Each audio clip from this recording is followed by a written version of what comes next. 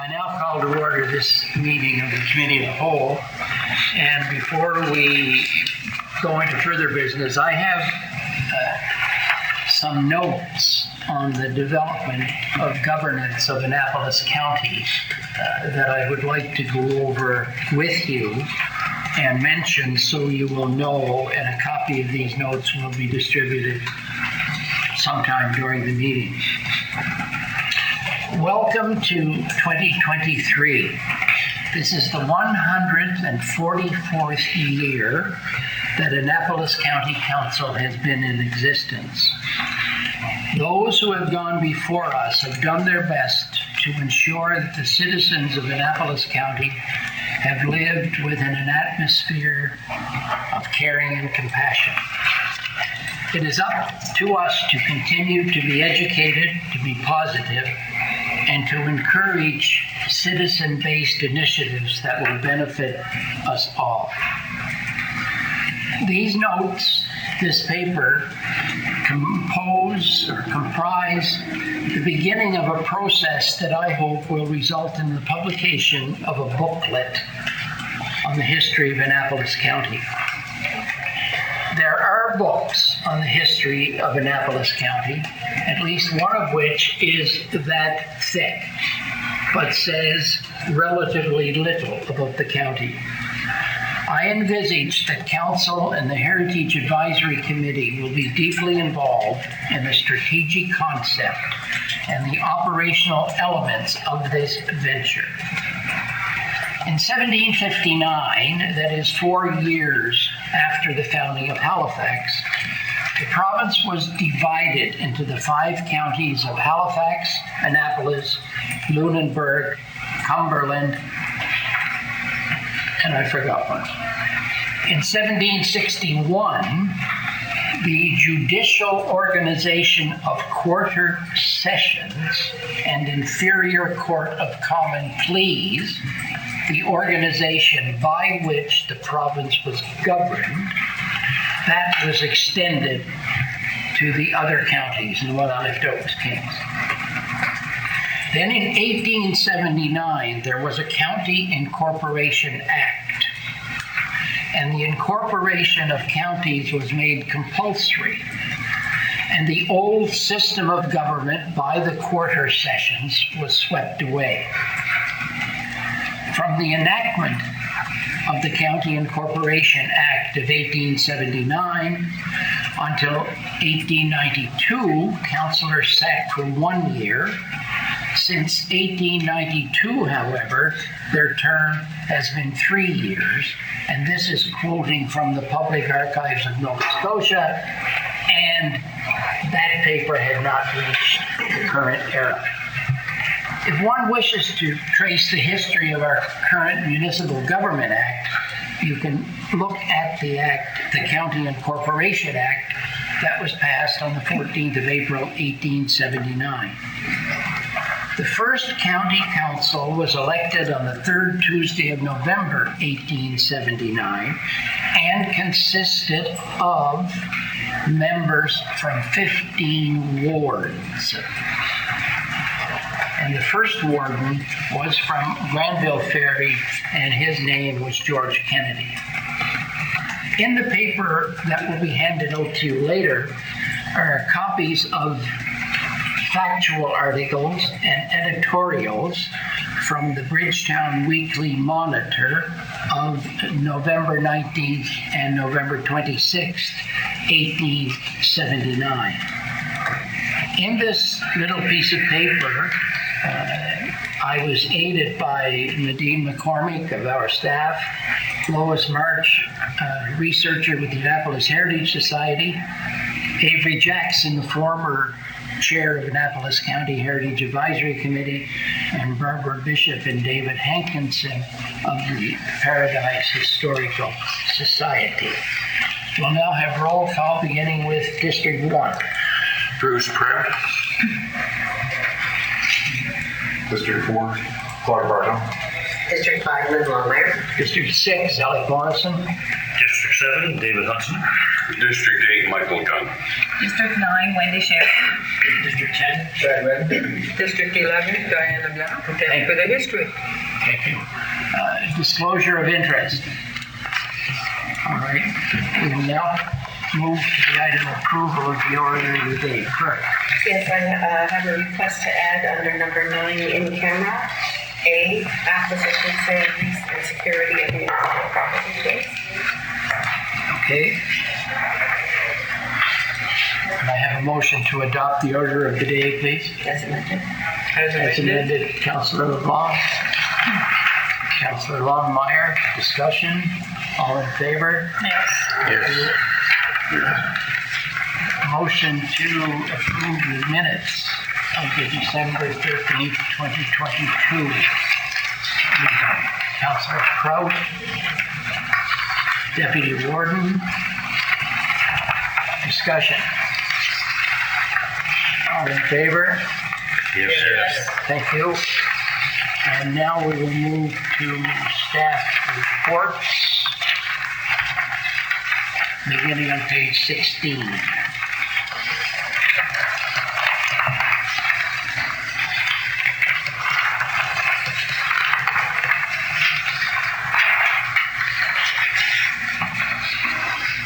Comments? Questions? Just who ever seen?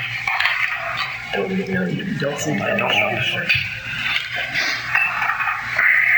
Councillor LeBlanc. Yes, I know that Miss Mason has the answer to this, but I was reading the last one on page 17. On your second page, the demo permits that were given, and then at the end it says, fire department to do control burn when weather permits. District have better weather now. I didn't realize they were still doing it, but not that I opposed. So is this going to be something that they do often, or is it just a one-off? I'm wondering. I'll let Ms. Mason comment. So I have been advised that this particular situation, what is left on the ground is something that can easily be burned. It's difficult to haul it out from the location where it is. They are willing to do it. It is a very rare occurrence for a fire department to do a control burn. That's what I thought. Thank you very much. I knew you knew the answer. Further comments, suggestions, questions? Councillor Gunn. Thank you so much. And this is that particular one kind of stuck out to me. That's been 4 years trying to get this person to deal with this. Or do they live out of the province or something? Because that wouldn't normally take place if it takes that long local. If somebody lived local. Okay. Yes, the person has moved back to the area as of last year, so the demolition was underway and we're trying to finish it up. Thank you. Anything further on the site? Thank you. Page 18.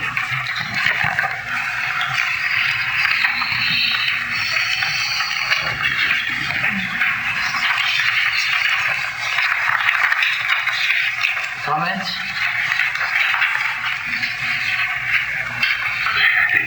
Councillor Sherry?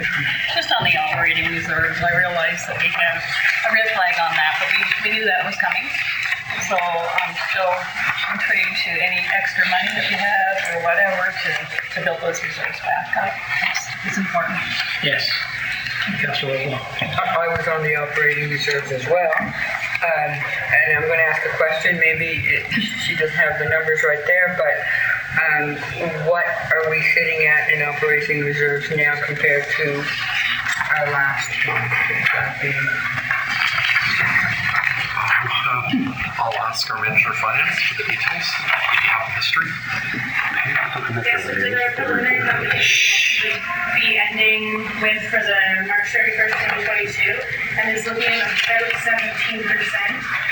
The cutoff is 20% for low risk, so we will be moderate, but we are trending much more closely to the low risk for the next fiscal. And then the following budget cycle had about 525,000 going in. I haven't done that calculation, but I'm assuming we will be approaching the low risk for the operating reserve. So by the time we do 22, 23, Get a thumbs up for that. Thank you. Further comments? Councillor Hudson? Yes, just I guess a question more curiosity than anything else. I see that this report was conducted based on our statements that were submitted in that showed a $1.7 million surplus. I believe our actual surplus was something south of 50,000, and I was wondering, and that resulted because of some adjustments that were made. And I was just wondering how those indicators might have changed had the lower surplus been reported. Well, I'm not sure that's a hypothetical question. Well, I mean, reserves would still be the same, and If there was more money, something would happen. If there was less money, something would happen. I mean, it's a hypothetical question. Our manager of finance, do you want to comment? Yeah, so the $1.7 million surplus was a consolidated surplus across all the funds. The $50,000 surplus would have been an individual fund surplus. So these are prepared based on our consolidated revenues and expenditures. So the $1.7 million was factored into this, but that is all across all the funds. I'd have to go back to our audit committee notes. I did present what that $1.7 million surplus factored in, but it's from our water utilities, it's from our capital fund, it's our operating fund, and all of our trust funds as well. I can look that up and get back to council if that's the wish. So what the province requires are consolidated statements. And we often give them more than they want. And of course, for our purposes, we do a lot more than the province wants. So that's the large surplus is the consolidated one. I guess my definition of consolidated, that's everything. Yes, exactly. Okay, but it wasn't everything that we submitted, because the actual figure was south of 50,000. Any further comments or questions? Thank you. Page 58. Excuse me, sir. Okay, yes. Thank you. When we went to that last item, I went to page 18 to go through our financial index to see where we're at. And I didn't realize we were on to the municipal report yet, which goes on to which is the next item. And there was a lot of questions in this municipal report that I was kind of wondering why we're working on 2016 statistics in 2023. Well, it's a standardized provincial report that I think includes that history, but again, our manager of finance can probably give us more specific detail. For the municipal profile, it's based on the census data that's gathered by the federal government. So the last census that was available for this benchmark time was 2016 census data. Okay, thank you.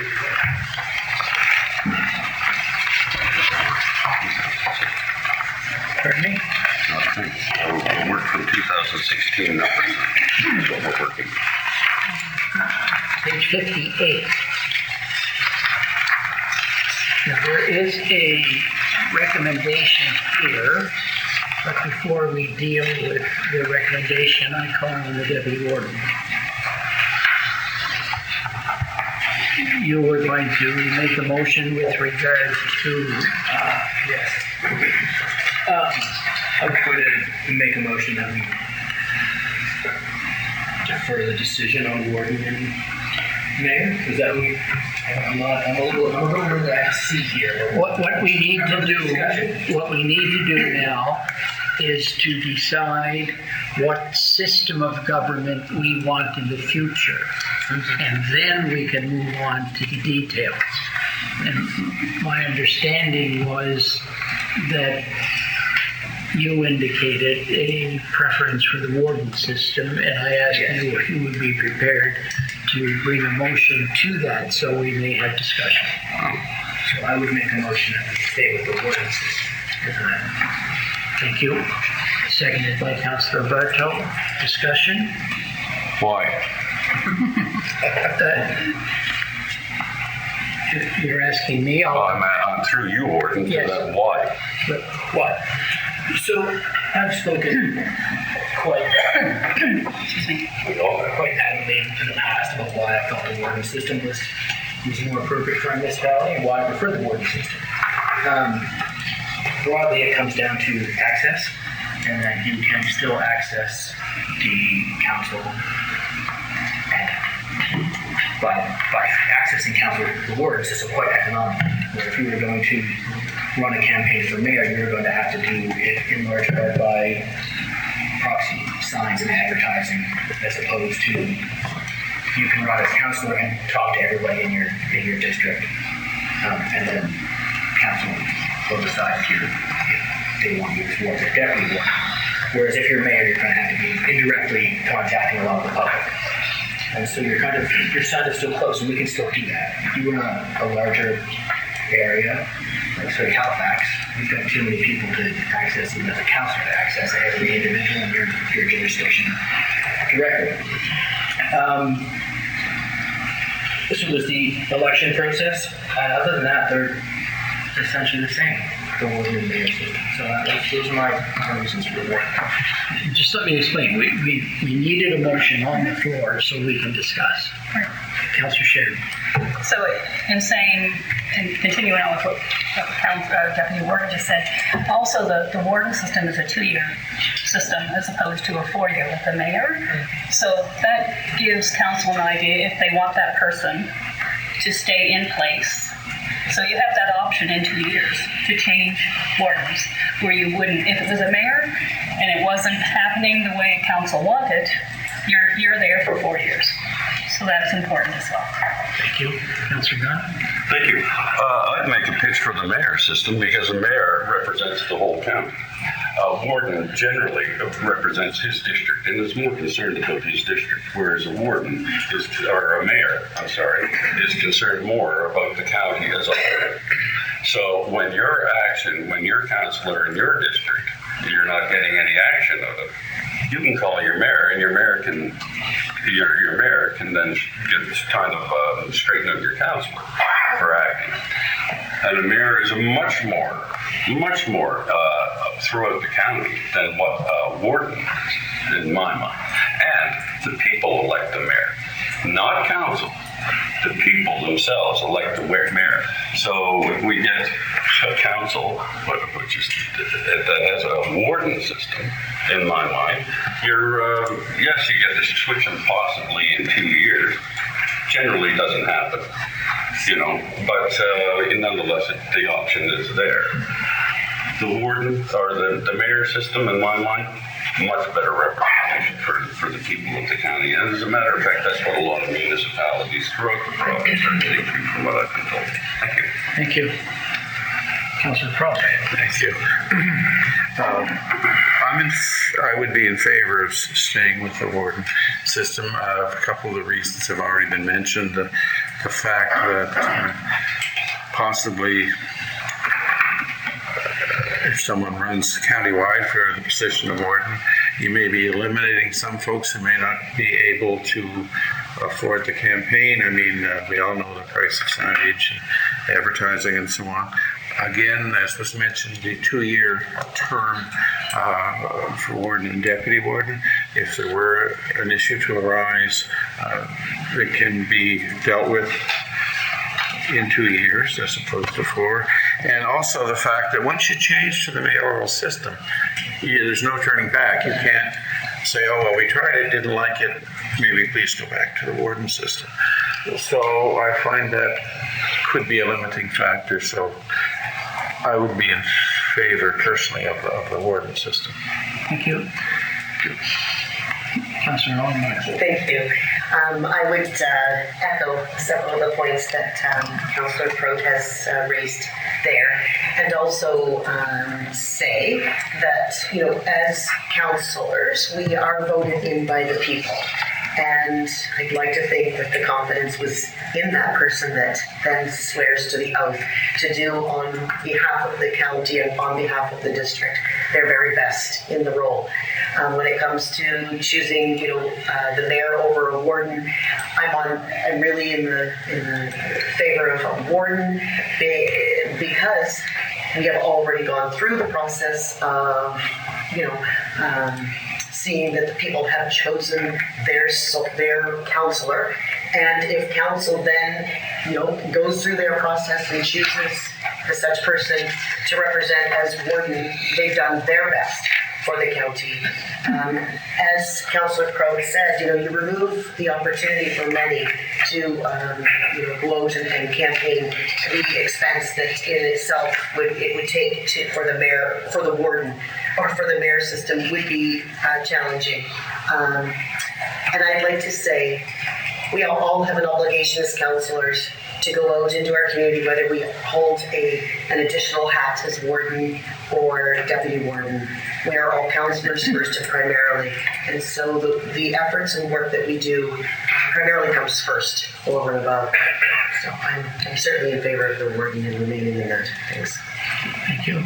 Councillor Blunt? I agree with Councillor Kraut and Lindmeyer, and I find that the warden, and even as a councillor for my district, I do receive phone calls, emails from other districts in the county, and as a councillor, I am not only seen as councillor for my district, I am seen as councillor as a whole, which it should be.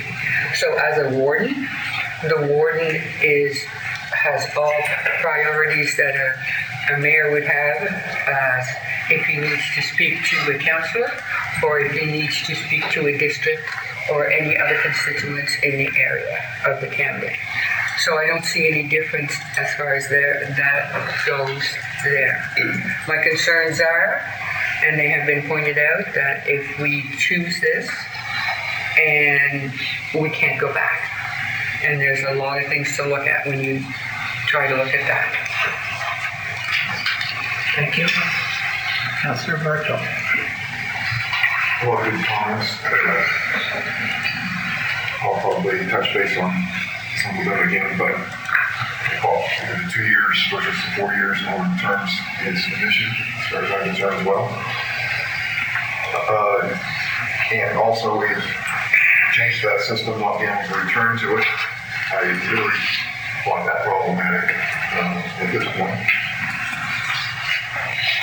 Our constituents' feedback to me, direct feedback in conversations that I've had. Every conversation I've had is in favor of staying with the warden system. So it's not just my own class line, which that's the direction that I'm taking, but I have to listen to my constituents as well. Excuse me while we turn this ringer off.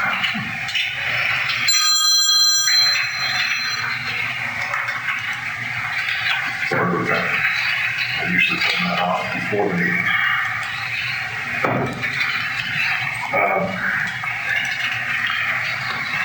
As far as being voted in, the other being voted in, the warden is voted in as well. He may be appointed by, or she may be appointed by their peers in council, but they are the people that the constituents have voted in, and to say that the warden versus the mayor is the person that is voted in, it shouldn't be just hung up there, because the warden voted as well, and has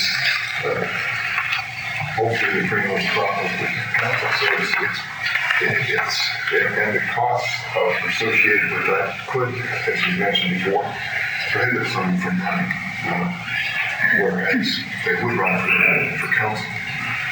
So all these things come to mind and have been brought to my attention since this process has been initiated. This council, I work for the county. I don't see myself as working for my district and not thinking of the rest of the county. That's not how councilors should see, and that's not how I act, and that's not how the board would act, as far as I'm concerned. So to put the mayor above for that reason, I don't agree with that, because I think that the board can do a good job for the county, not for the individual. I guess that's my comments. Thank you. Thank you. Any others? Deputy Warden? So I want to comment on why my opinion differs from the survey we received, that we conducted. And this is in no way reflective on the staff who executed the survey. This is my reflection on the data that came back from it. So it was controlled by IP address, which is problematic in that everybody who filled out that survey from the library would show up as the same IP address. I've also been told that everybody in Lawrencetown who was only in Lawrencetown has their own internet system would also have the same IP address. So that leads to a little bit of a problem there, which I know I certainly didn't anticipate. But also, I'm going to delve into this data in a little bit of a very nerdy fashion. We have 3 options for a number of councils under mayor and 3 under warden in that survey. And under the mayor system, there was a really big bump for the lowest number of councillors and mayor. And under the warden system, it was almost perfectly equal distribution between the 3 levels of councillors. And what I would expect, intuitively from data sets, is I would expect that there would also be a bump on the warden side for the lowest number of councillors if our population is indeed interested in the fewest number of councillors. The warden mayor system, there shouldn't be a high bias on just the mayor side, is what I'm saying there. So I'm a little leery to take that data as having a lot of weight to it. I suspect there may be some inherent bias in something about the way the data was collected. If you have bad data, you can only draw bad conclusions. It might still be the right conclusions, but they're bad conclusions. That makes sense. So that is why I haven't led a lot of credence to the data that was collected. I don't oppose either system. There are both systems which are endorsed by the provincial government. I'm content either way. I'm also interested in future, more thorough surveys of the population. Thank you. Thank you so much. So we'll ignore the voice of the citizens that filled in our poll, our very expensive polling process that we have gone through and set up. We're going to ignore those citizens that the majority of them gone with 6 districts with the mayor system. We're going to ignore those citizens by saying that the polling process was faulty. Well, this is the same polling process and the system that we use for voting and everything else, but which is what people came up with last week. Some couldn't vote, some couldn't do this. But the opportunity was there many times for people to not just fill this in electronically, but they could call, they could send it in, they could drop in and get their thing. As far as I'm concerned, the citizens of the county have spoken. They're looking for 6 districts and a mayor, and that's what I'll be voting for. Thank you. Councilor O'Gall. I just want to be clear. Our real mandate to do here is to decide on districts.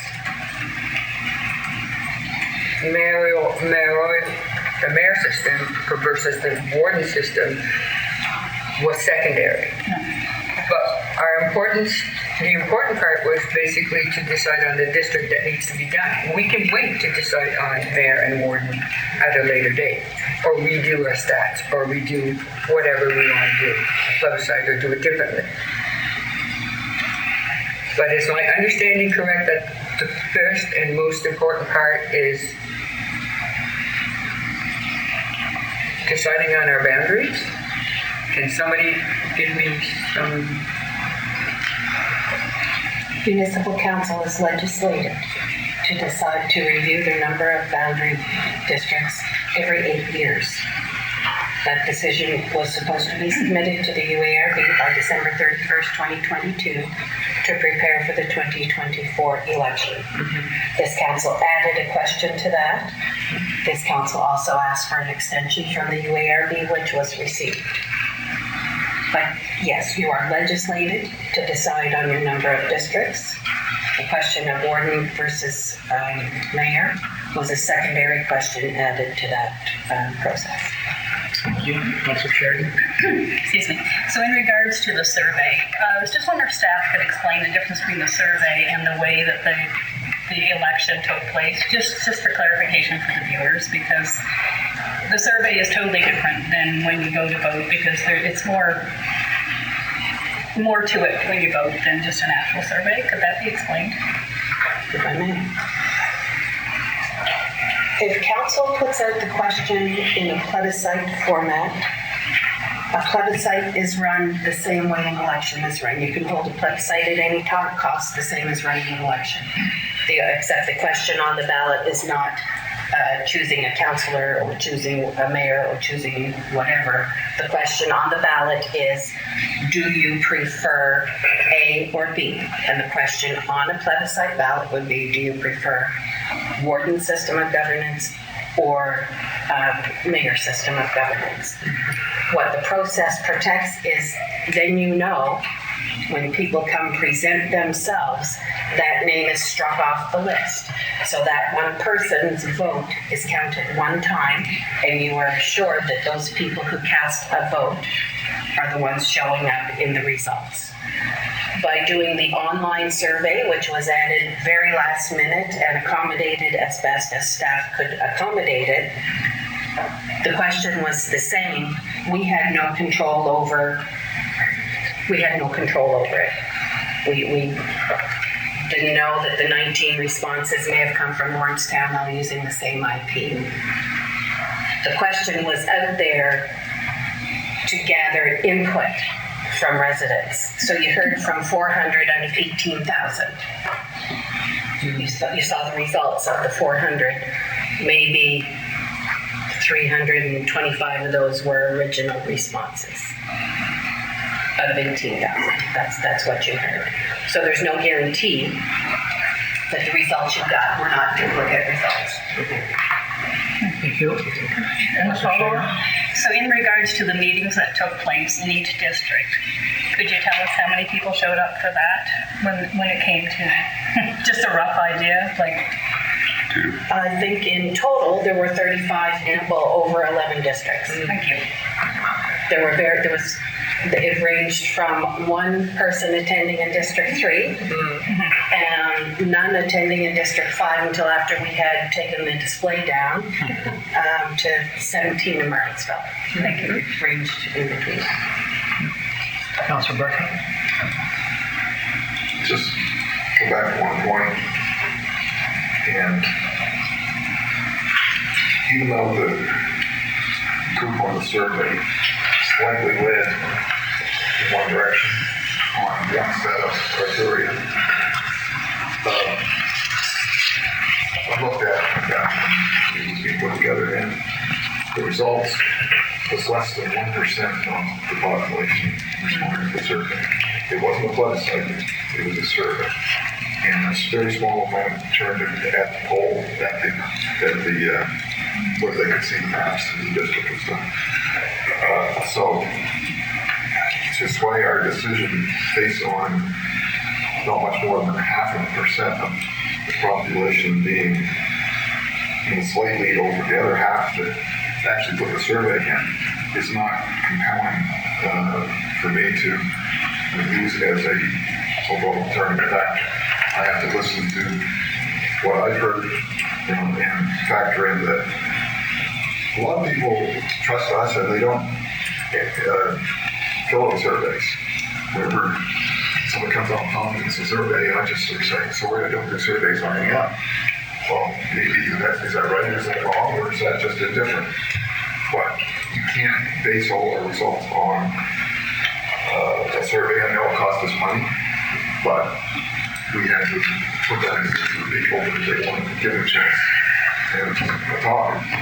But with 99% or more that didn't partake in the survey,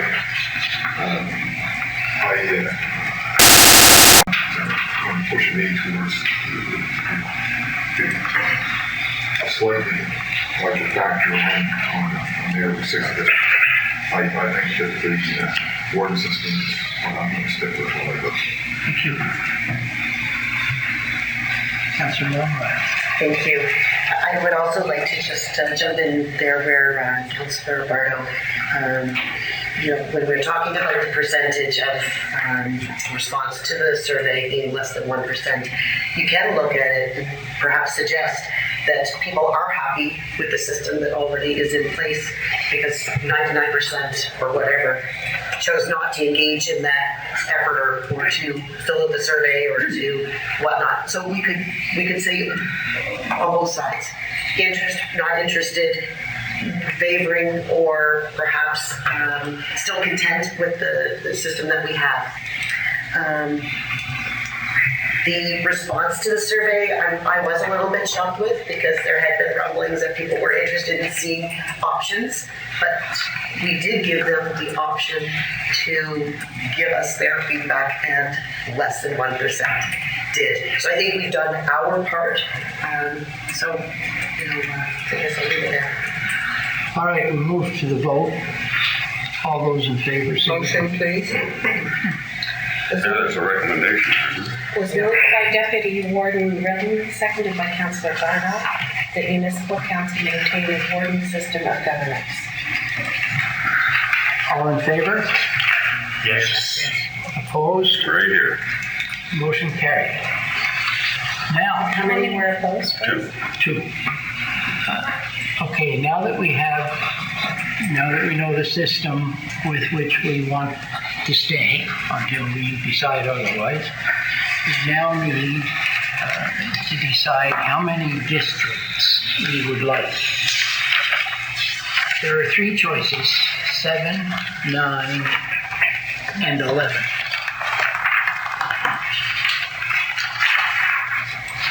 I'm going, unless there are objections, I will ask for a motion that will say 11. And we will vote. And the vote will be yay or nay. If the vote is yay, the question is settled. If the vote is yes, the question is settled. If it's not settled, we will move to the next number. Councillor Hudson has moved that we stay with 11 districts.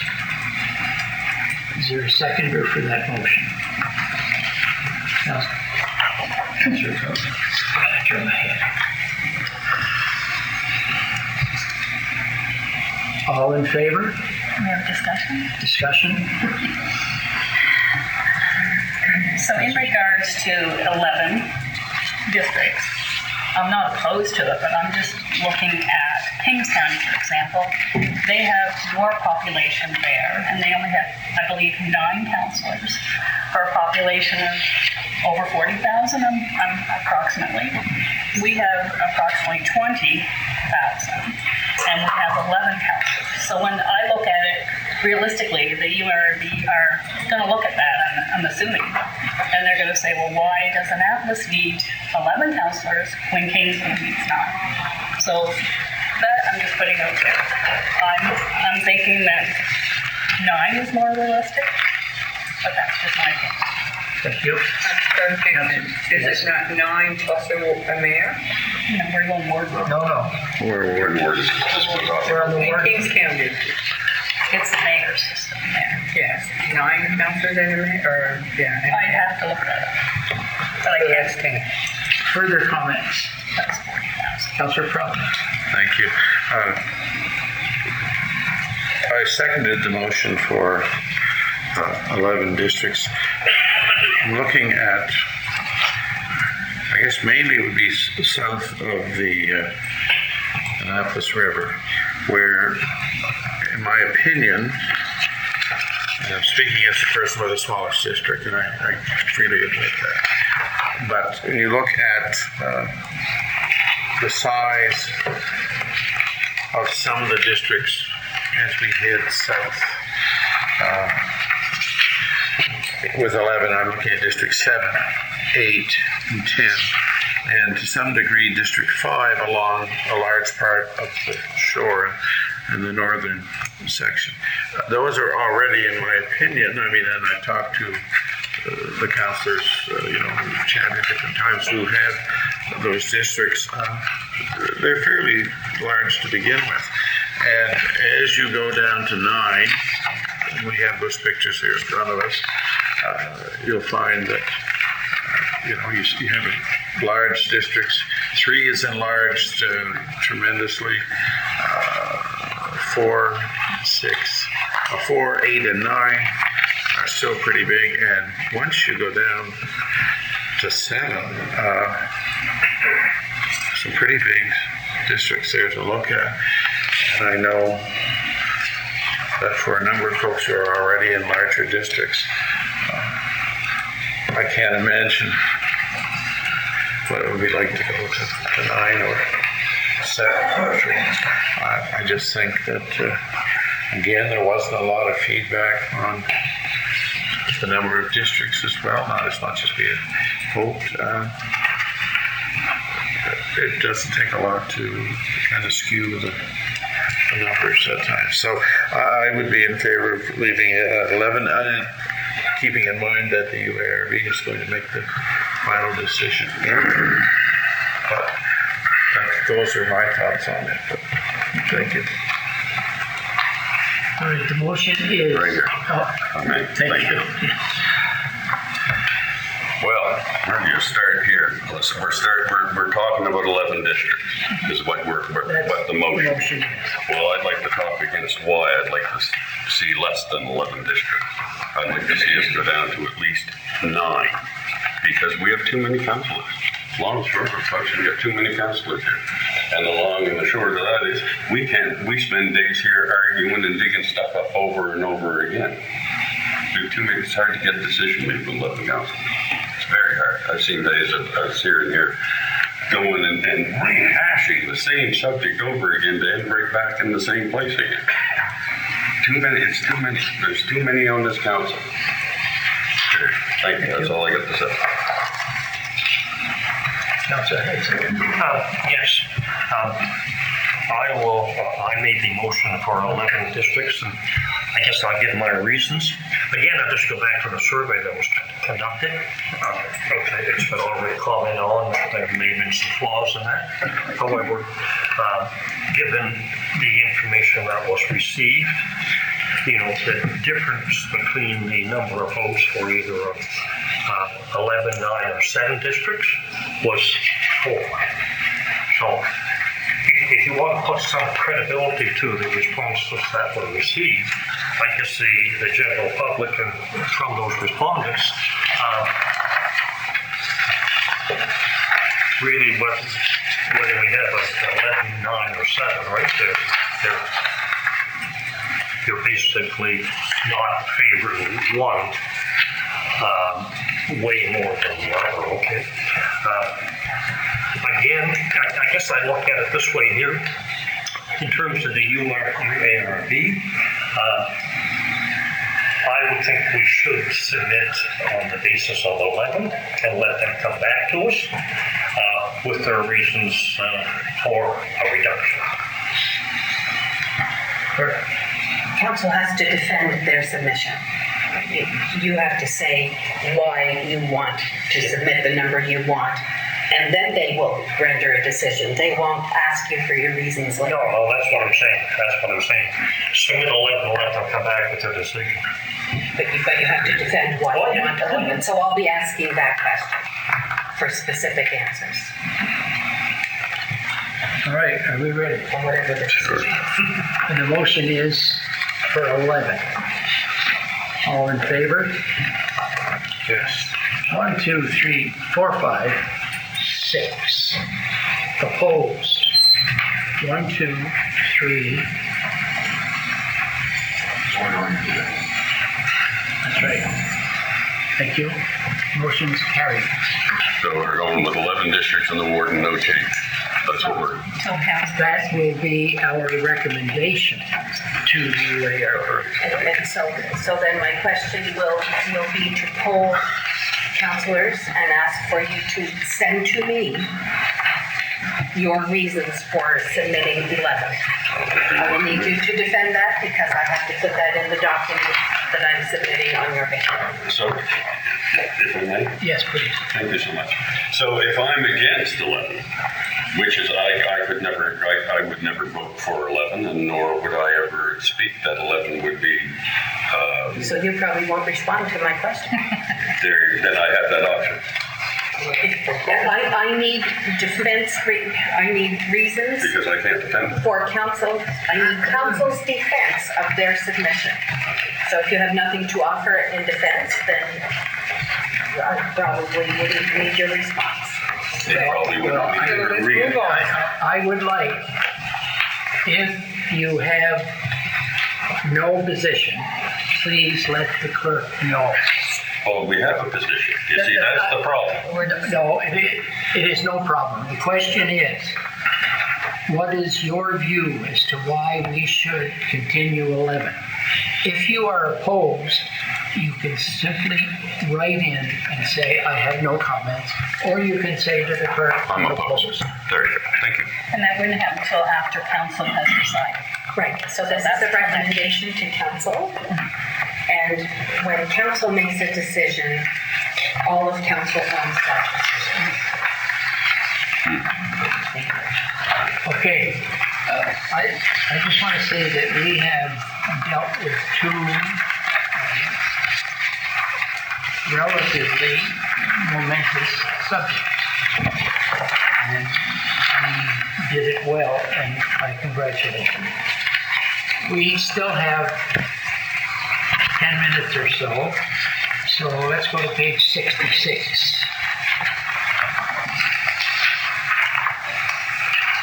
Deputy Warden. The Municipal Council authorized withdrawal of $25,000 from the Capital Fire Services Reserve Fund for the Springfield District Volunteer Fire Department to complete the loan for their tanker pumper. Thank you. Seconded by Councillor Sheridan. Discussion. All in favor? Yes. Opposed? Motion carries. I think we can go to page 68. Deputy Warden.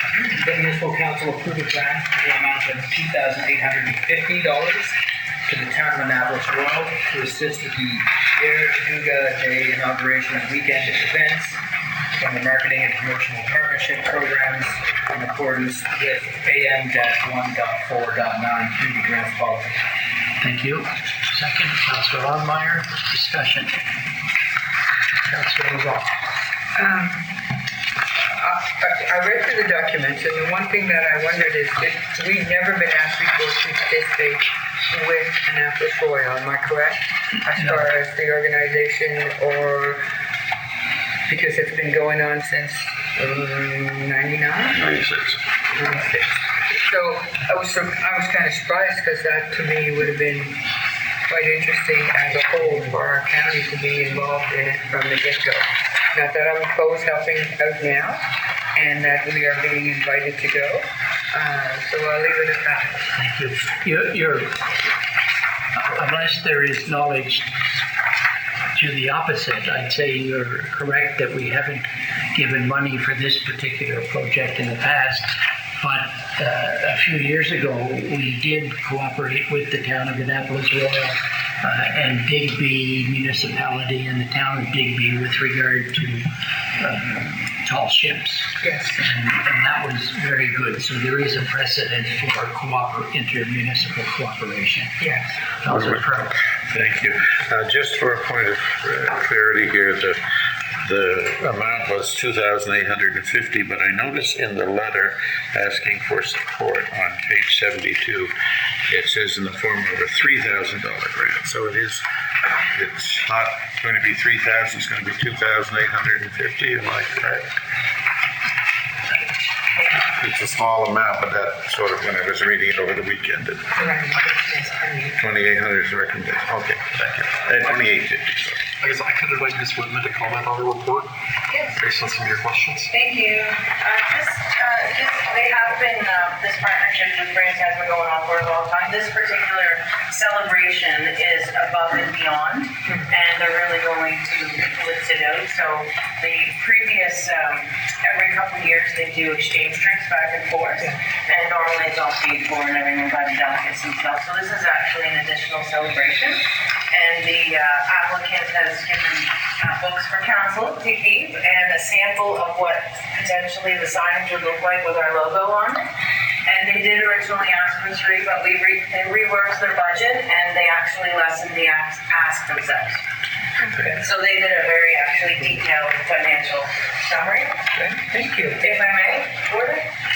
Yes. And you can pass around. Further comments? That's an example of what the signage could look like. Councillor Gunn? Thank you. I'm all for, celebrating our Acadian brethren in their background. I'm all for that. This seems to be an Annapolis Royal event, though. I don't see anything. They were talking in here about, and maybe I missed it, because I thought I read through it. There was talks about here by, the mayor of Annapolis addressing the crowd afterwards. But if we're dumping money in it, why isn't it Annapolis County being made more a part of this, if you know what I mean? We got all kinds of dignitaries here. This ain't going to give words and one thing, but I don't see Annapolis County's warden in there. And maybe the warden doesn't want to be involved, but nonetheless, I would think it should be, extended.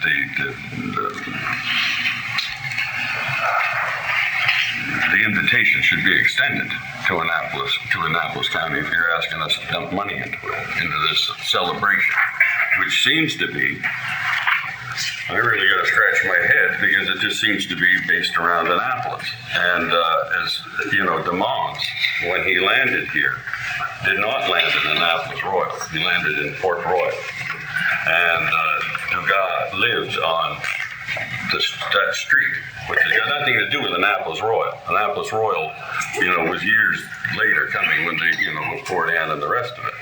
It's the habitation. So I would think that it would be more county appropriate. I understand this twinning with this town of France years ago. I do understand that. And I didn't really realize it was still being carried on. But apparently it is. I'm just completely unsure about a lot of this. Why we are all of a sudden being brought in when we're not going to be part of it. We want to be part of it. They want us to be part of it financially, but they don't want us to be part of it during the process. Thank you. And I'll stop there. Ms. Whitman, I'll invite you to comment on the council's questions, and especially around what our role is. Yes, they are more than willing to be partners with Annapolis County. Invitations will be sent out to the warden and council for all of the events. Events will be taking place at Port Royal. They are partnering with Parks Canada as well. And there will be events all along the historic Acadian French district, from anywhere from Clare all the way down to Brookville, Acadia. And so there are events throughout the several days. Some are taking place in the town. However, there will be events taking place throughout the county and beyond. And the literature and all of the advertising materials will be used for future years as well. So we'll have that continuous presence as partners with this initiative. I can provide you a detailed schedule of events if you'd like, Councillor. Thank you. Further comments? Councillor LeBlanc? For myself, I am quite pleased that this is going on and that I will be invited to partake in the activities, or our council will partake in the activities throughout that particular time. I'm in favor of the motion. Thank you. And thank you. All in favor? Yes. Motion passed. Thank you. Yes, I didn't see that.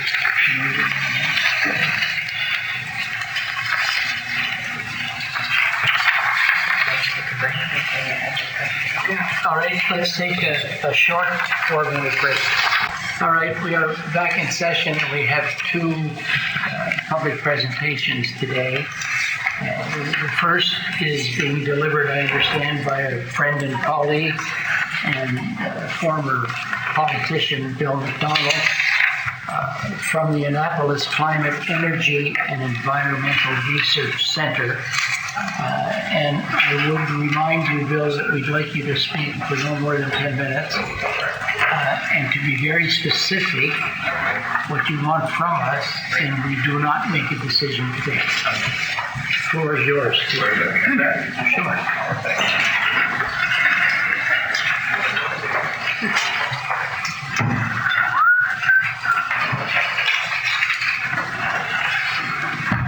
Thank you, Warden Morrison and Council, for giving me an opportunity to present. You'll be happy to know that I'm not asking for anything. This is just information only for the benefit of Council.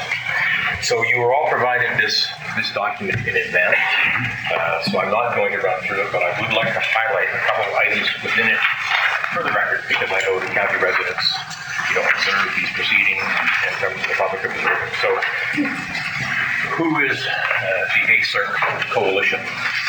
So the Annapolis Climate, Energy and Environmental Research Center Coalition, ACERC, is a group of informed citizens who have come together to promote a positive future use for the Annapolis tidal plant site. The property and its buildings provide an opportunity unique in Atlantic Canada to study climate change and adaptation with a focus on issues around sea level adaptation and energy transition. Energy transition is the global movement away from the use of dominantly fossil fuels generated energy to a sustainable generation and use of clean, affordable energy future.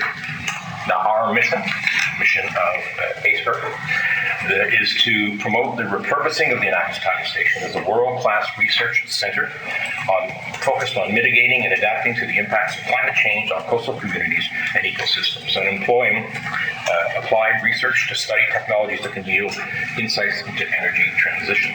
Now, our vision is to bring together government, academia, private enterprise to establish the Annapolis Climate and Energy and Environmental Research Center on the site of the former tidal station by 2025.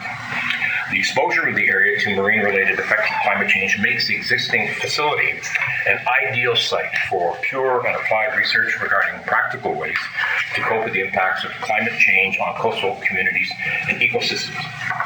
By working together in partnerships with others, Nova Scotia Power and the province can develop a world-class research facility at the site, a facility that can reduce the impact of decommissioning the site on ratepayers. Just a touch here now. The site, the tidal generating station, has not been operating since January of 2019. And at the time, I was mayor of the town of Annapolis for oil. My concerns as the mayor, of course, was the loss of grants and taxes the town receives from the province in that regard. So I met with Nova Scotia Power. I discussed options for them, not wanting them to vacate the property, but in fact become a partner in an initiative such as like this. Since that time, the Amera and Nova Scotia Power has formed a working group. They've met twice with ACERC. We met with the Ministry of Environment and Climate Change, and so that process is ongoing.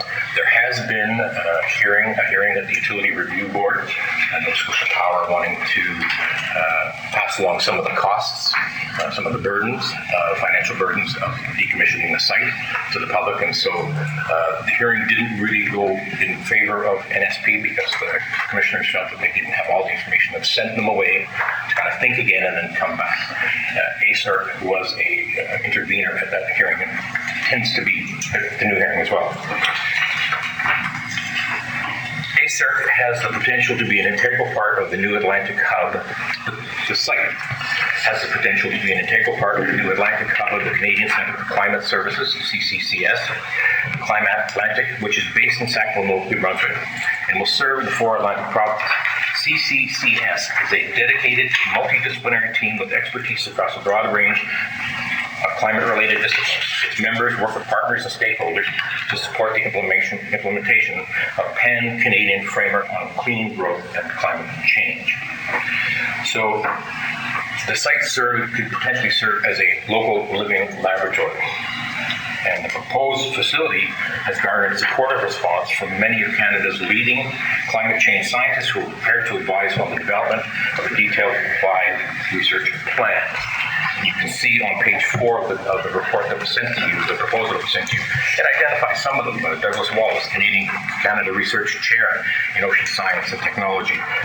Others, Brian Ness, Director of the Adaptation of the Canadian Institute for Climate Choices. I won't go through those, but there's important that they've signed on in the sense that they see the value of this particular site being repurposed for that purpose.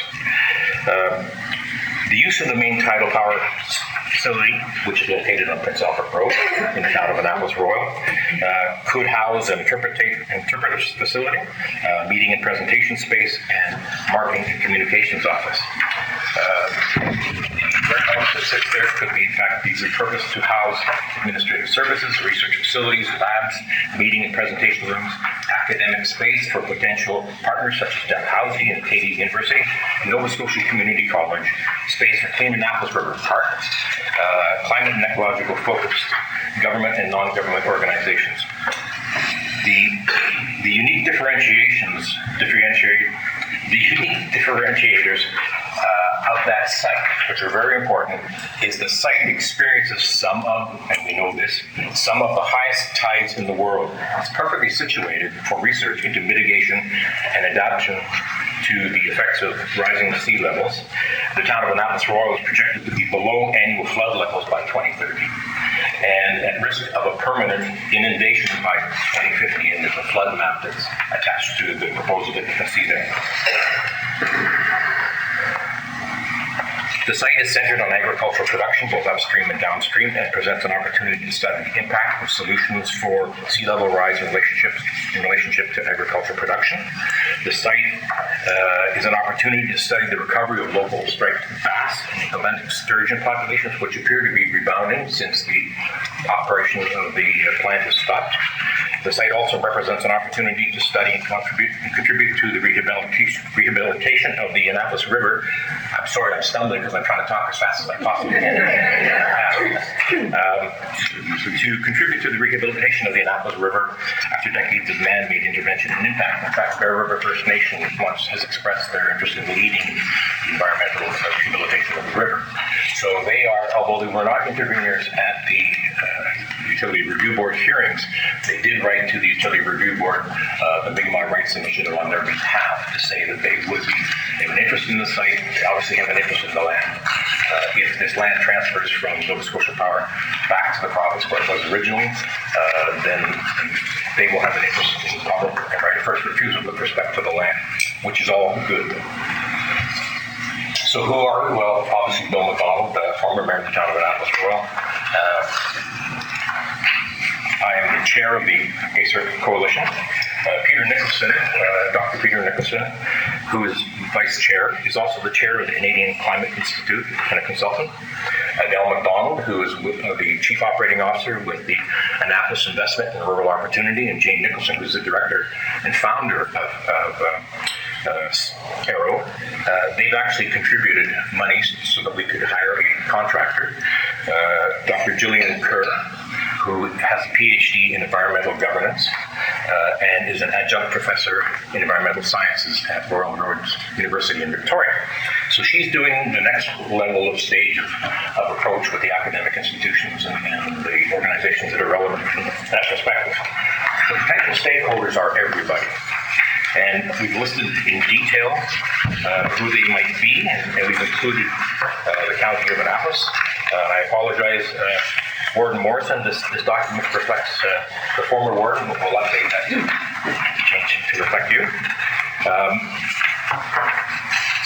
The material, as I say, is fairly dense in the document, so I think that I'm probably close to the 10 minutes, if not over it. And I will stop there because you have the document. You can review it in your leisure.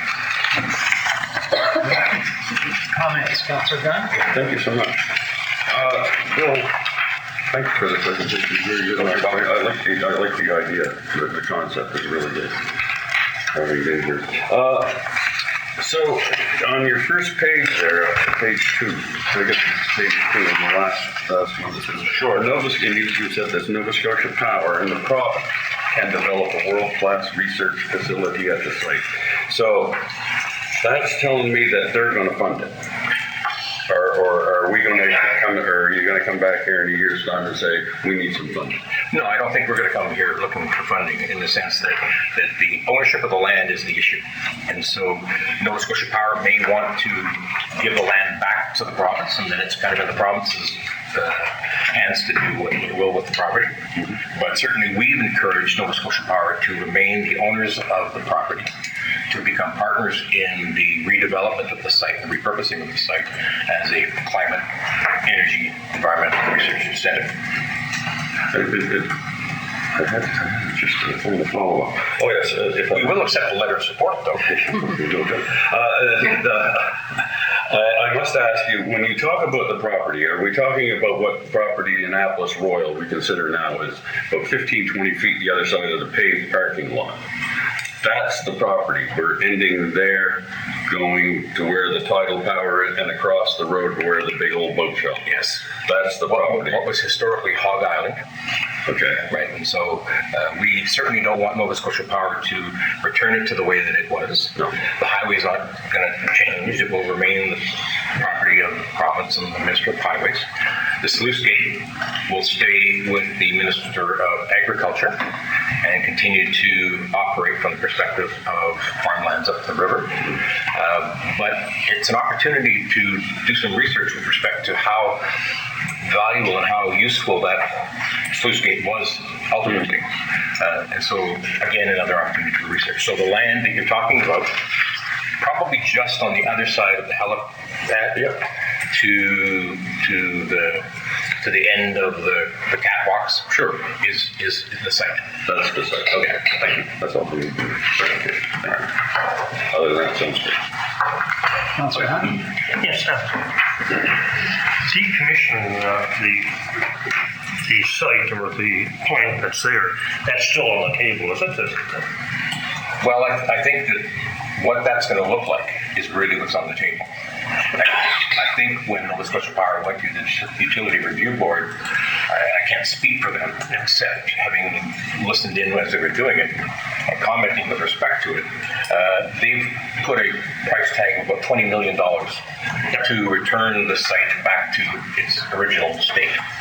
And nobody wants that to happen because it's a valuable asset just as it is infrastructure and all of that.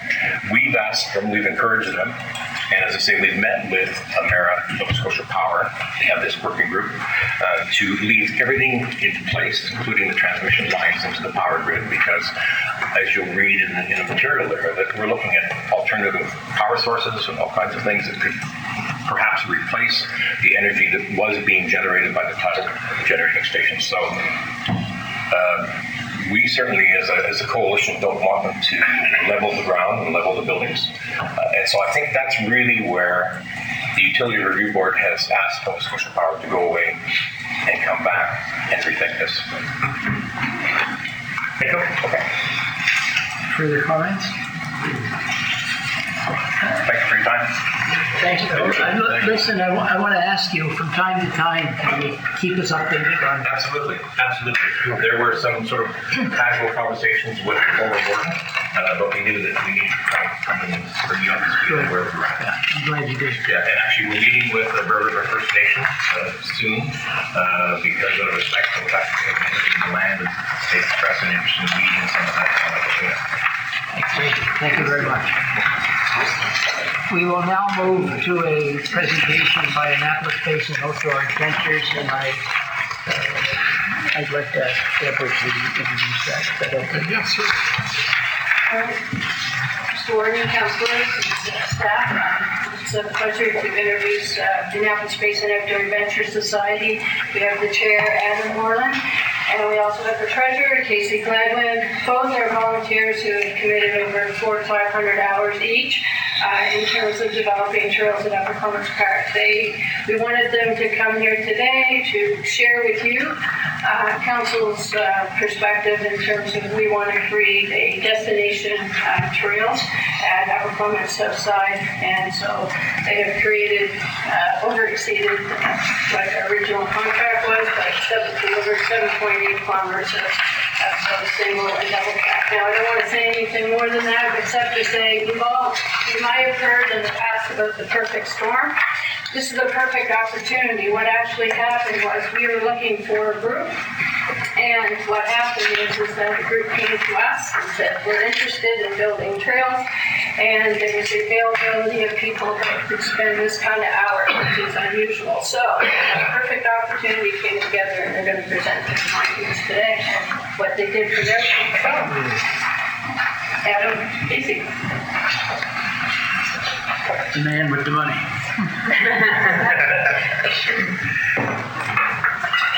Thanks very much. Good morning.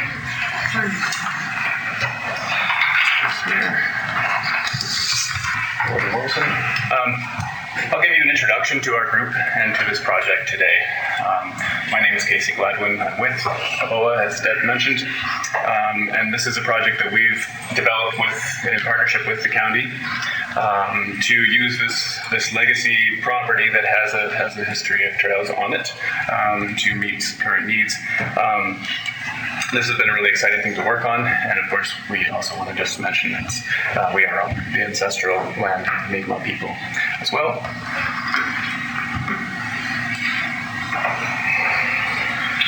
So ABOA formed last summer in July, and it came about independently. A number of local citizens recognized a need and also an opportunity for trails, a trail network for opportunities for outdoor physical activity in the area, as well as interaction with nature and engagement of the community. A trail network generally provides those things, and it also attracts visitors to a region, which is really important. The Upper Clements trails, with the legacy of trails that have been there in the past, we recognize that it would be worth rejuvenating that. It's a beautiful property. And as Deb said, we had sort of the perfect storm of skilled, experienced volunteers available, a property, and the willpower to make it happen quickly. We really appreciated the council and the county's ability to react to that and to support us in that endeavor. So I'll run through a little bit of where we started and what we achieved last year, and then take some questions. I keep throwing around these words single track and double track. They're not familiar to everybody. This is it. Single track, on the left, narrow. You're walking single file. Double track, it's you and your friend or your dog or whatever. Maybe you're walking or biking or skiing. It doesn't matter, but just wider and narrower trails. And the reason that you want a mix of those in a trail system is just to provide options for different levels. Maybe you do want to be social, maybe you don't. Maybe it'll get you into some different places. So we're looking now at a map here on the left, and you can see Highway 1 in the upper left going past. For those, I think everybody's probably familiar with where this is in Upper Clements. There is a nice parking area. There's even a turning lane to get in here. So this is legacy structures or infrastructure that exists with this property. The thick red lines through the map. These, and I think I can use this. There's a network of double track that basically provides a framework to access this property. These were historically ski trails. They've been reused different times. There's a few generations of trails present on this property. And then the darker lines, the black lines here, would be the single track that we either restored or rebuilt or built from scratch this year. So we had intended to provide 7 kilometers mixed, single track and double track. Single track takes much more work, as you can imagine, and I'll show you some pictures. And we ended up at 7.8 kilometers total. This took about 1,200 hours of volunteer work, and that pretty much all came from September onward, and we were finished by early December. So this was both machine built. We used some mini excavators and also an awful lot of manual labor. And there was about 12 different volunteers at different times that shared that work. These are beginner and intermediate trails. Don't think about any crazy pictures of mountain biking you've seen on the internet. That's not what this is. This is trails for everybody. This is for dog walkers. This is for hikers, snowshoers, whatever. That's what we want here for this space, especially. There is an established trail network in Kentville. It's about 65 acres. They've got 19 kilometers of trail put into that 65 acres. And this county property at Upper Clements is 3 times that size. So you can imagine the potential extends well beyond that 8 kilometers that we're starting with now. Where this fits, there are trail networks developing across the province. This is not all of them, but many of them. Nearby at Cotw, there's about 16 kilometers multi-use, 14 kilometers in New Germany recently finished. Kentville, as mentioned, Truro, Wetbrook, and certainly Halifax, Nantigonish. These trail networks attract people, they attract new residents, they attract visitors, and they attract events, and all those things come with groups of people. Most people aren't traveling independently to get to a trail network. They're going socially, they're enjoying the town, the area, the other surrounding towns. And so there's a lot of value. It's essentially, especially compared to buildings and so on, it's a low capital investment, it's low maintenance costs, and there's really high volunteer engagement, community engagement, which is really important for something like this. People really get behind trail networks. There are major events. There's one coming to Kentville this year. It's the biggest national championship race for mountain biking. It's in Kentville. It's never been in Nova Scotia before. Those people are going to come with their families, and they're going to be looking around to see where else they can go, because they're not coming for one day from BC. So I'll show you a little bit of where we started, and again, there's at least 3 generations. I'm sure there's more. I hear news stories all the time of legacy trails here. You can see some of the old trail markers on the right. At least 3 generations there. In the center there, that's an old ski trail. It took a while even to find the markers, let alone find the trail. There was an awful lot of chainsaw work here. And some of the single track on the left, with the low down and so on, obscuring it, which we restored. To build trails, it starts with a design. Where's the trail going to go? What's the purpose? What are the specs that we're building to? Because we do build to standards. And then you want to build a nice stable trail, mineral soil, solid underfoot, good drainage, and accordingly you'll have low maintenance, which is what we want, particularly since it's typically volunteers that will do the maintenance work. Preparation, the first thing we were doing was cutting out old trails where required. Even the double track was quite obscured by undergrowth and blowdown, so we did that. That took quite a while. Every bit of access was on foot, so we were moving in our tools by wheelbarrow mostly. The organic material is the top layer of the soil, so it's black. It's usually weeds, moss, and leaves, and that kind of thing. It needs to go because it holds water, and that makes the trail less sustainable. It makes potholes and so on. Makes muddy feet. Nobody wants that. So we remove that first, either by hand or by machine. Next, we're moving dirt around. This is all locally sourced. If we're lucky, yes, of course, there's dirt really close by, and most of the time there is. Often we're pushing wheelbarrows farther than you might imagine. We've got really strong forearms now. This is really rewarding though, because when you put down that dirt, it sure looks good. It feels good. It looks great, and we know that it's going to last because it's built properly. In wet areas, of course, you're doing a lot more work. if you put soil on top of mud, you get more mud. So you have to put down a foundation basically of rocks. And if you're lucky, those rocks are close by, but they often are not. So just for scale here, this is 40 meters of trail we're looking at, and we did 2,400 meters of trail. This particular 40 meters took almost 3 days just because of that sourcing work. And we did this for free because we like riding bikes and hiking. Some people said it didn't make sense, but it's really good. Compacting is the next step. You can put dirt wherever you want, but if you don't compact it, it's not going to shed water. It's not going to be a stable surface for those activities that we want to enjoy on them. Here's 20 meters of trail in the center picture. You can probably count the number of footsteps there. If somebody's got a really high step count that day, met their goal for sure. And once compacted, we have completed trail. So you've got volunteers with big smiles, and they're all going to sleep really well, of course. And another section of completed trail, and this is one of our supervisors, Henry. He's giving a smile of approval. Always in the picture. Well, most of them actually. Testing is not a trivial part of it. This isn't just self-indulgent. This is important because we might find that a turn is too sharp or too narrow or obscured by a tree or something. We want good sight lines so all the users can see each other. So that is something that we had to do, and we look forward to more of you testing these trails as well. We also did push the season a lot because we had a late start. We didn't start really the building till October. The clearing was in September. We pushed it right to the snow. I'm sure winter's not done yet, but sometimes it feels like it.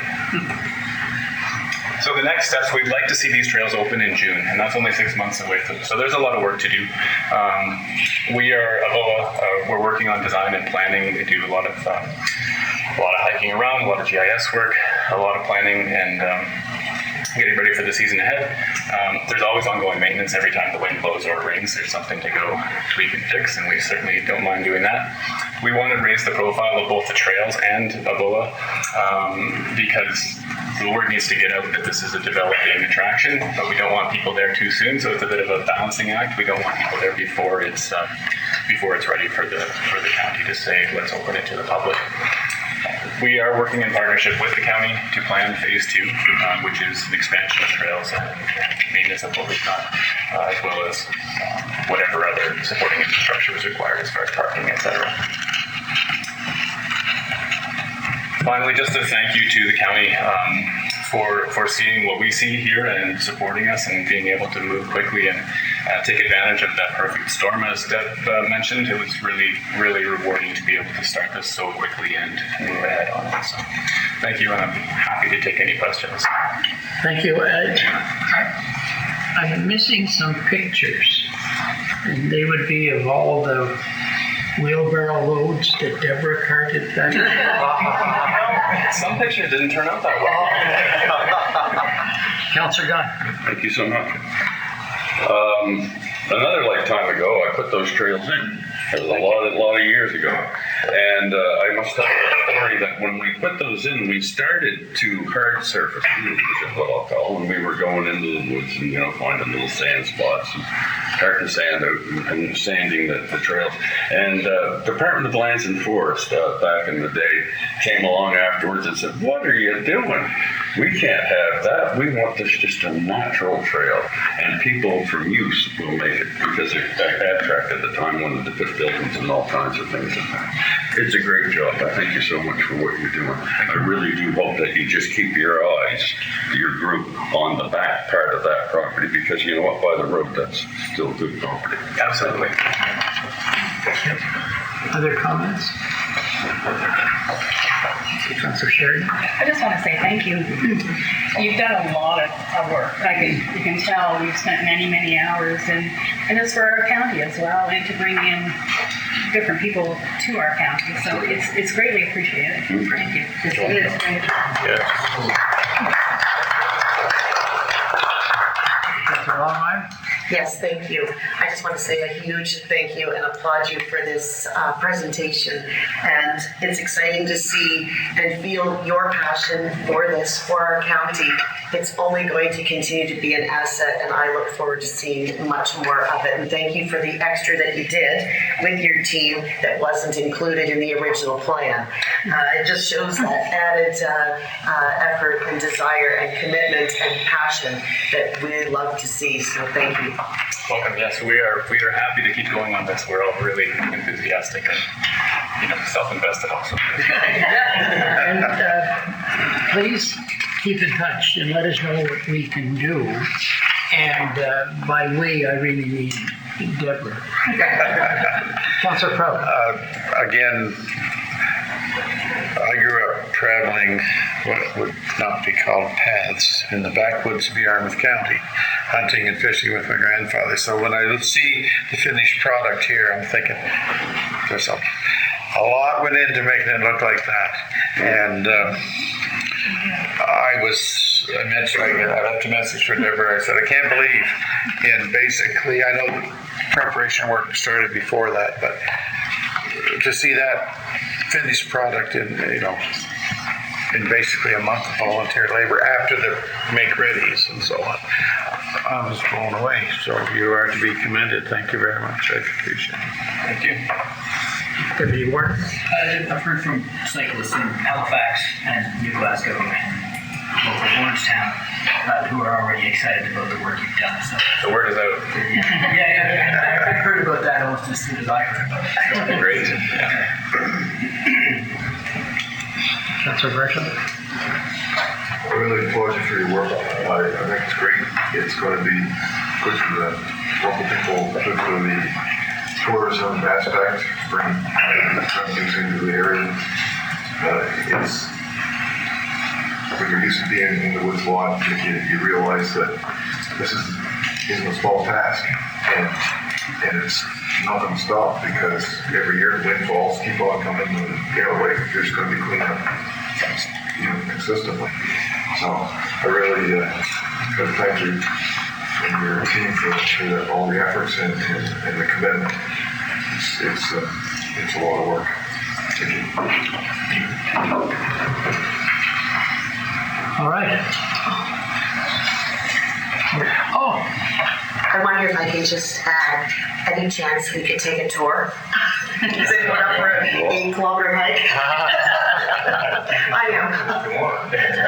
Anytime. Great. Wonderful. Yeah, let's do it. okay. One more. Bridges. What do you do about the bridges?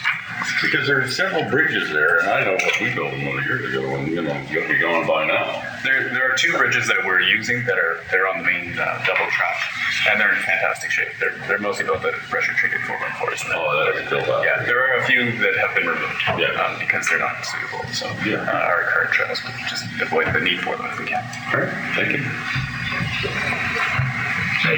Thank you very much.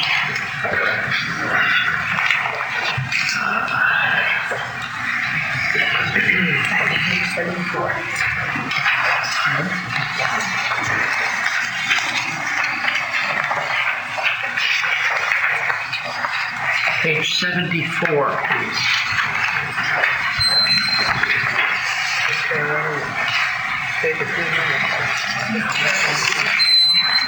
Deputy Warden. Yes. I move that municipal council amend AM-1.2.1 remuneration for warden, deputy warden, and councillors as circulated. Seconded by Councillor Hudson. Discussion. All in favor? Yes. Thank you. Motion passed.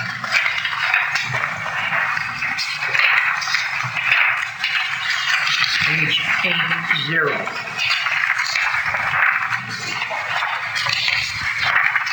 Deputy Warden, please. I move that 7-day notice be given for municipal council to amend AM-1.4.14 low income tax exemption policy by increasing the exemption amount to $400 and increasing the allowable income amount to $27,500. And They're laid out separately. Okay. I'll combine them for next week. Seconder, Councillor Prout. Discussion. All in favor?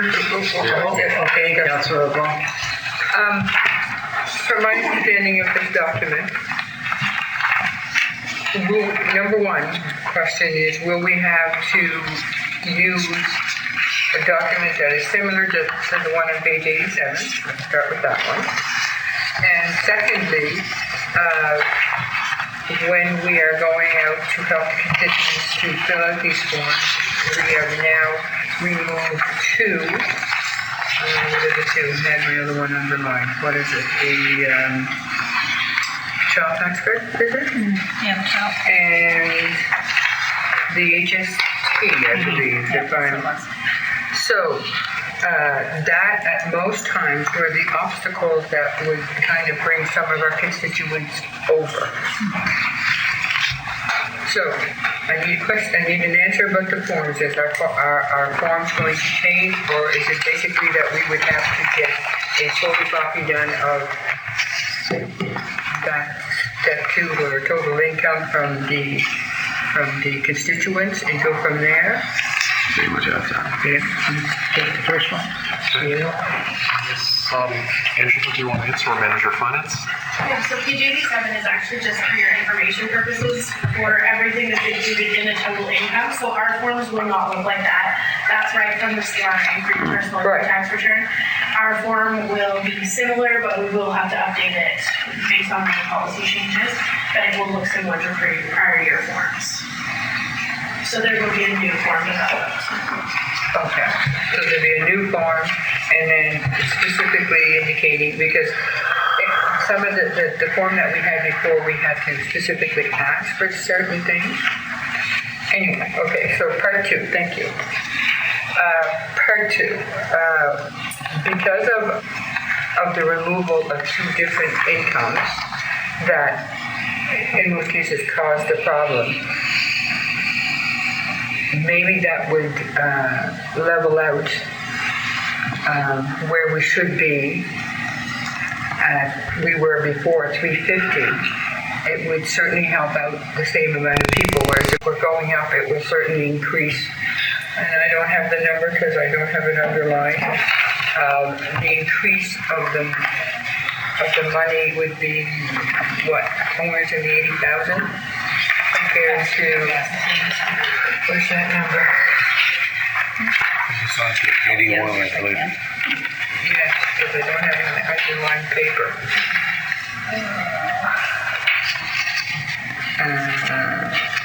Okay, it went from 15,000 up to. It went from 27,000. Okay. I know that Miss Shelley over there can give me the numbers faster than I can find them. 96, there it is. 96. Yeah, on page 81, it says, based on the financial implications there, it shows that it goes from a total expenditure of 96,800, which is an increase of 38,000 over the 1 year period. So what I'm considering in my mind is like, so maybe because of what has been eliminated, we could keep where we're at before at 350 and keep the amount at 26. Whatever it was. 26.5, or maybe we can keep the 27 or go in between. If we were to, I guess they're not going to be happy with me to do numbers, but if we were to keep the 350 and increase the income to 27,000, what kind of numbers are we looking at then? I know that they're not going to be happy. I don't even want to look at them. So, I'm kind of suggesting that we changed it, but I'm not going. I need numbers before. why you're interested to keeping it at 350? How would that work out? because we are eliminating two, the HST and the child tax credit, Which are sources of which income. are sources of income that we usually had to go checking out for, which usually were the problem areas. Yes. So if we do that, then if we eliminate those, then the income and the amount should be great. Because there's a lot of increase in the money issue. Yes. So that's what I'm concerned about. You're concerned that it would be too high a cost to the county to do that? It will increase. It went up just like that, like 38,000. Doesn't matter. Yeah, 30. So that's just information that I'm kind of wanting some answers to, and where the numbers are. Okay, CAO. Manager Finance, do you want to comment again? So if we assume moving those two income sources, but we keep the amount at $350, then the increase would be about $26,040 as opposed to $38,000. I thought you were going to throw daggers at me. I have to differentiate. Oh, good on you. So it would go to, if we keep it at 350, you said? Yeah. And the income at 20, at what? 27,000. 27,000? Yeah. Okay. And it would be, would you give me that number again? Yeah, so the total approximate or our estimate of the total cost of the county would be $84,700, and that would be an increase of $26,040 from the prior year. 26,000. Okay. I still don't understand. Is it simply the amount of money? On what basis did you use that X would be acceptable, Y wouldn't? I just wanted to see the differences. Okay, great, good. Deputy Warden. Yes, I'm quite content with the increase to the exemption amount, which amounts to 14% or so. The income threshold increase is adequate, but in the future, consideration for the increase in the cost of living, which have been quite handsome in the last couple of years, might want to be considered rather than just a plain $500 increase we do annually. So if we do that, marvelous. Councillor Prout. Thank you. I would be in support of the recommendation as it stands. When we look around our county, our province as a whole, there are a number of people that are slipping further behind. And many of you have heard me say this is, I think, one of the best things we do for a number of our constituents is to provide this sort of income tax exemption. And I would like to see us move ahead and continue the process that we've been in since before I was here, where we can add to the amount of the exemption and increase the allowable income. This will help a tremendous number of people who are within our county who are in need of it and will be in need of it when the time comes. So I support what's there myself. Thank you. Thank you. Councillor Sheridan. So, excuse me. I think what Councillor LeBlanc was getting at was the increase of eligibility in the participants, because prior, we didn't look at the HST, or the HST was looked at, and the child tax credit. So they're eliminating that off of the form. It's no longer considered income. So I agree with what she's saying, that there is going to be an increase, but we don't know how many. So it's it held a lot of seniors back because they had to calculate that GST in there as income. And then we're looking at councillors going out, and what do we look for as on their notice of assessment, or are we looking at their income tax? How are we going to prove on our side that this is exactly their income? It's just going to make it, I see it's going to make it a little more difficult for us going out unless we have an organized form that they have to sign, fill out, and I guess there's just a few questions around that.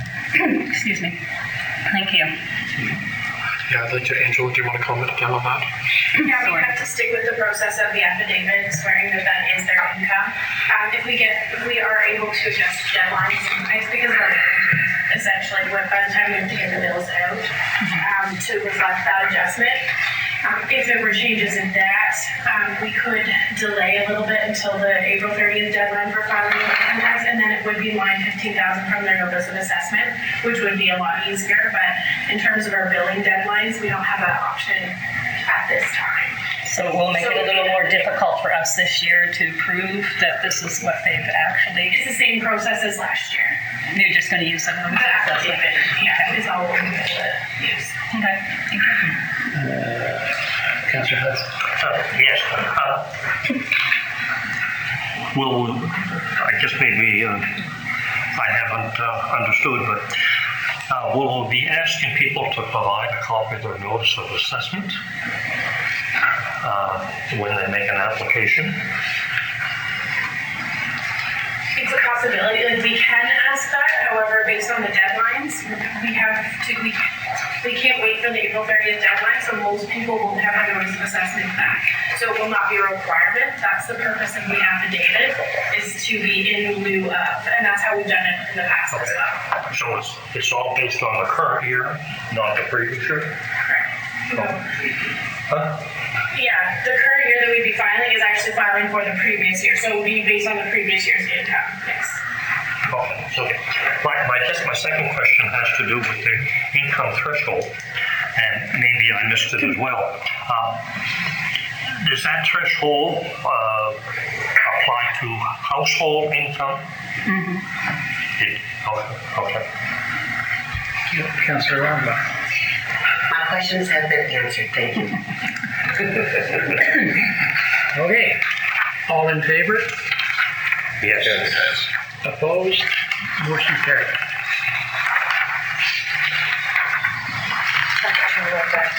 Oh, yes. Deputy Warden. I move that Council AM-1.4.14 to include the definition of total income to be equal to Canada Revenue Agency's total income in 15,000. Thank you. Seconder? Councillor Gunn. Discussion. Deputy Warden. I have, in a very inarticulate way, discussed this policy with staff for 2 years now. Yes. I say inarticulate because I really didn't know what I didn't like about it or had for comments on it. I just would fumble around in the dark with words, similar to this. And when this policy came forward, citing the CRA's 15,000, it did everything I inarticulately fumbled around with in a very neat and tidy way. And I must say, it's really nice to see the policy get simpler and cleaner and do more all at the same time. Thank you. I know you've been interested in this for quite some time. Councillor LeBlanc. So I totally approve of the motion. So, but having said that, that's why I'm thinking.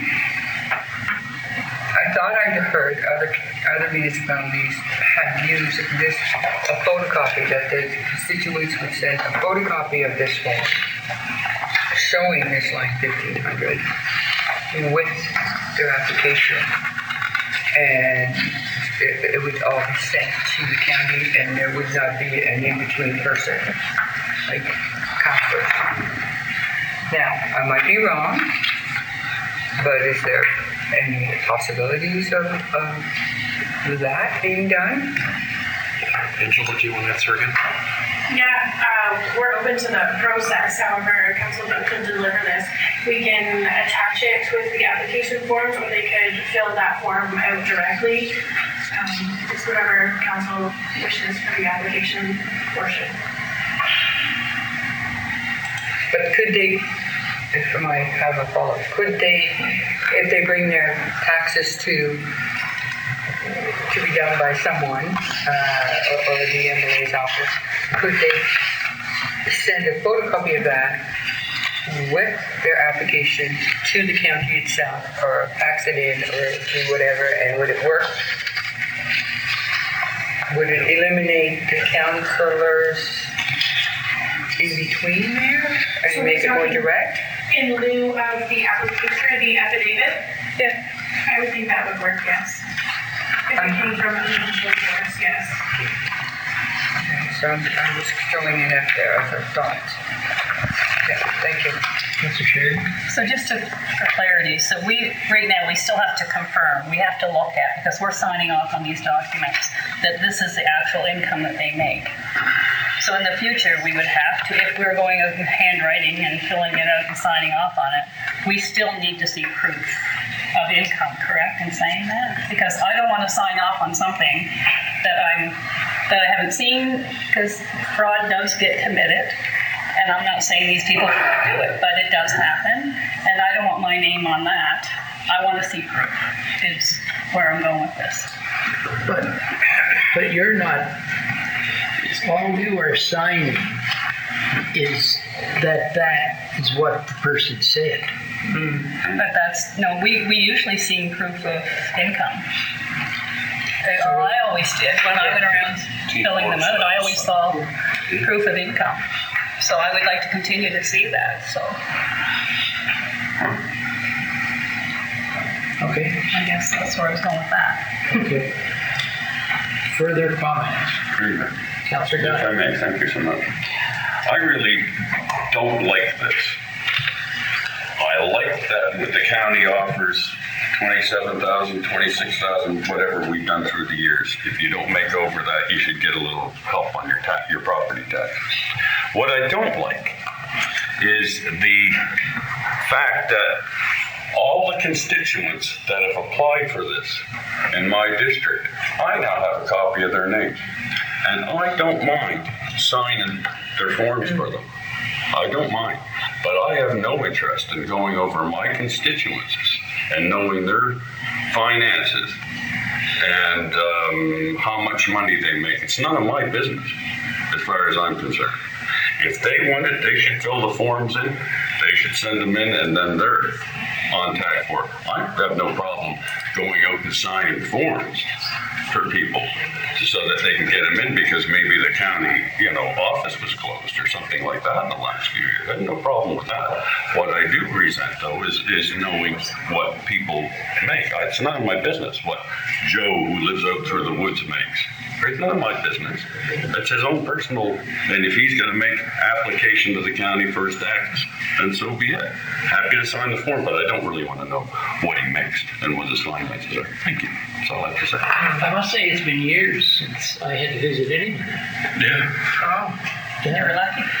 Yeah, I just phone and say, what's happening with District 6, and a couple of them hadn't, and I phoned and they said, well, we're not going to do it or something. Fortunate. Comments?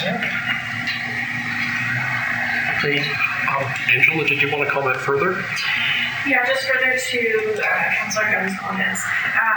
They are able to bring the affidavit in, and the commissioner knows that the office can do it. If that does make you more comfortable, it's an option, and it is still within the policy. So I just wanted to put that out there and be serious in this matter.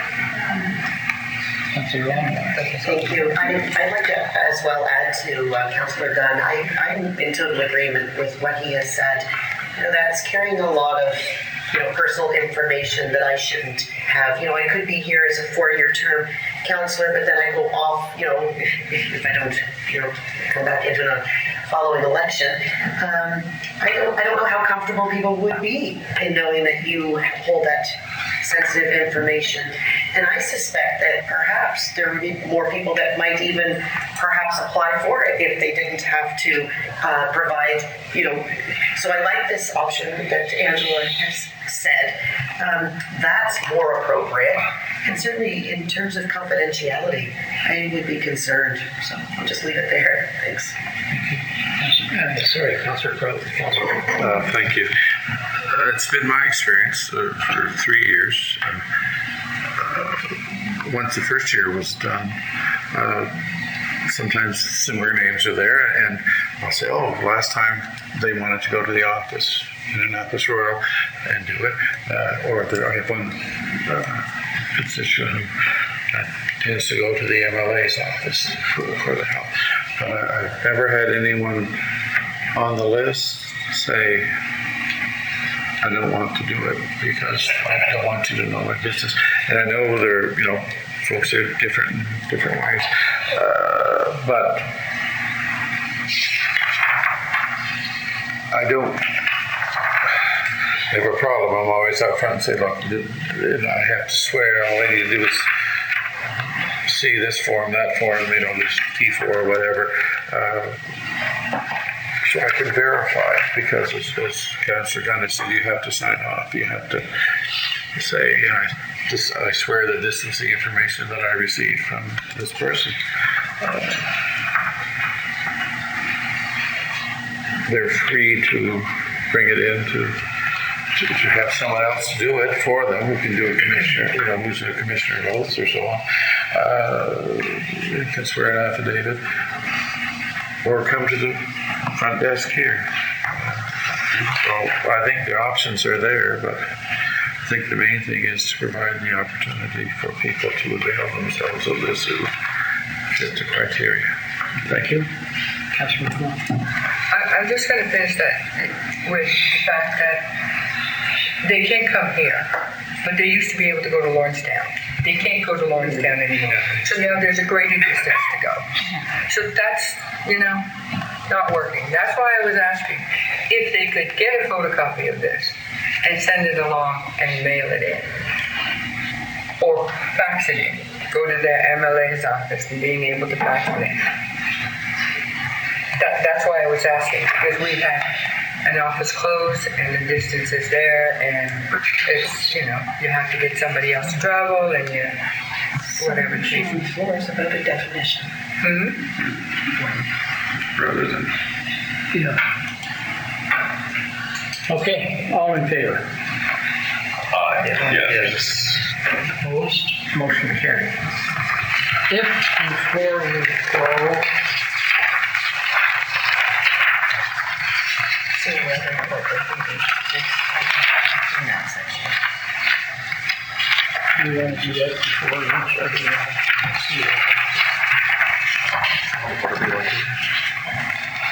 Could we do the CAO report? Please. Thank you. Well, I handed it out. I emailed it to you last night, and I hope I've picked the best and most timely things that you're probably most interested in. In particular, budgets. So we know we're going into a period of about 3 months where you're going to be actively involved in meetings looking at capital budgets, operational budgets, and ultimately setting a tax rate. So I wanted to give an update around that. Capital budget we've been working on very actively, and that's really our Director of Public Works is really taking a lead in that, in working out the kind of things that need to go into the capital budget for this year. And I think this is kind of a favorite task for him. He's been thinking about this his whole year that he's worked with us. This is his first chance to have a whole year ahead of him that he gets to plan. I think I'd like to give us a chance to characterize some of the things he's looking at. I'd actually like to call on Jim Young to make a few comments about what kind of things he's working on or wants to include in the capital budget, just to give you council a feel for what is being looked at that you're going to see in detail later. Sure. I think you'll see a reduced capital budget from previous couple of years. The budget will focus on some study work in preparation for applying for grants and having actually know what the capital will cost us before we make the application. And that is looking at areas across the county, from looking at a servicing study in the eastern end, looking at work in Martinsville or Margarettsville in terms of water supply, looking at water supply at Bear River, but we'll talk about that a little bit later. So it's more a planning kind of piece. We're still going to be spending money. The other piece I'm going to do is you remember from last year, I talked about public works being public works and doing work. I want to focus on another piece of equipment that will need to do work, and also looking at more doing our own patching work, getting more equipment so we're not relying on contractors to do our patching, buying some used equipment. We've been successful in buying other used equipment. No reason we can't do it again. So that I'm not sitting there tendering to do work. We have issues, we go and address it. And it's our public works crews going to do the work. And so my message is we're going to try to keep our public works crews working, less contracting out. I may need a body or two, but trying to keep that to a minimum, and the proper equipment for them to do the work. All right. And I'd like to add, I think what Jim's saying about doing some studies is really important, because I've seen from doing grant work, you need that backing for us to be able to compete in federal and provincial grants. So that's critical that we're doing that full mapping of our projects. Because obtaining grants is going to be an important part of funding some of our capital projects going forward. Operating budget, our finance department is working with all department managers, putting together their needs, putting in our staffing. Council has seen this process. That you've got a lot of meetings ahead. Do you have any specific questions about this now? Thank you so much. None of us councillors here, I'm sure, wants to see any kind of a tax rate this year. We don't want to see that. So now, our department's going to be staying in budget from the previous year, working within budget from the previous year, and designing what they present to us for a budget with that in mind. Yeah, we are looking at zero-based budgets. And actually, Angela, do you mind if I put you on the spot and let you comment on what you're hearing from departments and what you're working on? Yeah, I think I'll start out with, I had submitted a budget planning memo that kind of did an analysis on municipal price index, just because we're specific to the services we have. So we went that route instead of CPI, and it came in around 5%. I think it was 4.7%, if I'm not mistaken. That being said, we had a lot of deep transfer tax that we're going to see the caps removed and or just increases in assessment overall. We're sitting at about 7.7% increase. So if we look at it that way, the growth can kind of accommodate any increases in terms of cost of living at this point. So that's kind of where we're at right now. We're going zero-based, so we're not right now looking at the prior year versus this year. We're kind of re-justifying our base so that we have a strong base, so in the future, a budget can't just be change requests, essentially. But we need to establish a strong base, so that's kind of what we're looking at right now. The growth estimates did come in about 7.7%. That's translating into about $1.8 million. So that's holding our tax rate consistent at the 1.23. That would mean we would have additional assessment of 1.8 million without changing our tax rate. That's kind of my All right. Did that answer some of the That questions? answers it. Yeah, okay, thank you. Okay. We won't have a tax rate increase. That's what we want. That's what I wanted to hear. We want that. We'll discuss that later. Yeah. TBA for the thoughts suggest. Audit. So we have our new auditor working hard, and we will be engaging the audit committee. One of the key first functions of the audit committee is to hear a presentation from the auditor on their general focus, their general needs, and then we sign the engagement letter. So we're working on setting a date for that. We'll be back to you on that. But I think I want to thank and compliment our new auditor. It's going well. We've uploaded an awful lot of of our data to them, and they're now working through their initial stages of doing their sampling, collecting, asking us questions. Okay, and my last item, council workshops. We put together a list. Our senior staff, myself, and have done some work to think about what are some things that council probably needs, either things you've asked for or things that we know are coming for the organization. And we wanted to put together a list of things that would be either just education workshops or special committee of the whole. And I wanted to give you the list. A few of those already have dates to them, but I wanted to put it all in one place. I'll answer questions about it. I'm not necessarily going to comment on them all today. I just wanted you to see what we've been researching and working on for you. I'll comment on item number 1 there, the AIM Asset Management Project, because I'm not sure council has heard much about it. We got a grant to do an asset management project with an organization called AIM Asset Management. This is now a pretty common practice across Canada and in Nova Scotia. And basically what it does, if you remember 50 years ago, you had assets, you didn't necessarily value them, you didn't know how long your buildings were going to last or how long your pipes in the ground were going to last, or if you did anything accounting-wise at all, it was just some kind of standard amortization formula. So this is a much more robust process of looking at how we plan for the care and ultimate replacement of every asset we have, every building, every piece of equipment or major equipment, every pipe in the ground. And it looks at a whole lot of factors such as being able to assess the risk. So if things get to be a high risk, it's becoming a priority to do some work with it, replace it. It takes into account our manual assessments and inspections of assets. So it's a very robust process, and we're going to present a specific presentation to you from the vendor that explains it in detail. And I think you're going to find it really interesting. A very long-term benefit for council that I'm excited about is if we have a really good valuation process and plan and risk assessment for everything, it becomes a lot easier for doing long-term capital and operational planning, and it makes it a lot easier for you to have some statistics and planning when you set that budget rate that you were mentioning a few minutes ago. Right now, you don't have this long-term asset data and risk data to guide you, so it's a harder decision to make. You don't know enough about the future. Any questions on that list of items? Yes.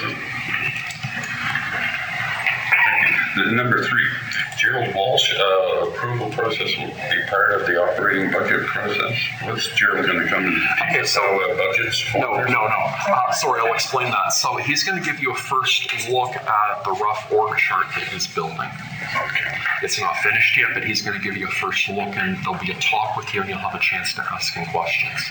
And the second the consultant will present in person, approval process will be part of the operating budget. Well, ultimately, that was hooked onto that's what I inquired. Okay. Well, ultimately, it's going to be part of our operational budget, and you're just going to have to see. We're going to have to make sure the council sees it evolve and that your questions are all answered. Okay. So in regards to same question, in regards to Gerald Walsh, you've only allowed an hour for the workshop because I see in the gas tax for villages is going to be at 2. There's probably going to be a lot of questions. I'm just wondering, is there a way, is the gas tax from the province, they're doing it Zoom, I take it? They may be coming in person. We can take a look at that if you want to try. It seems pretty tight there because I know there's going to be I think what I might be able to do is start Gerald Walsh a little bit sooner, and that might mean that there's a few council items that we'll come back to and finish after. But there's lunch in before that. We have to have lunch in there somewhere. So it just looked a little tight. Okay. And I want to be sure that we can ask as many questions as we can and have that time. Okay. Let us work on that planning schedule. Thank you. Thank you. Maybe some work workshop. Because I've never been to, Councillor Barto? Not commenting on your claim so much, but as much as I would like the world to revolve around me,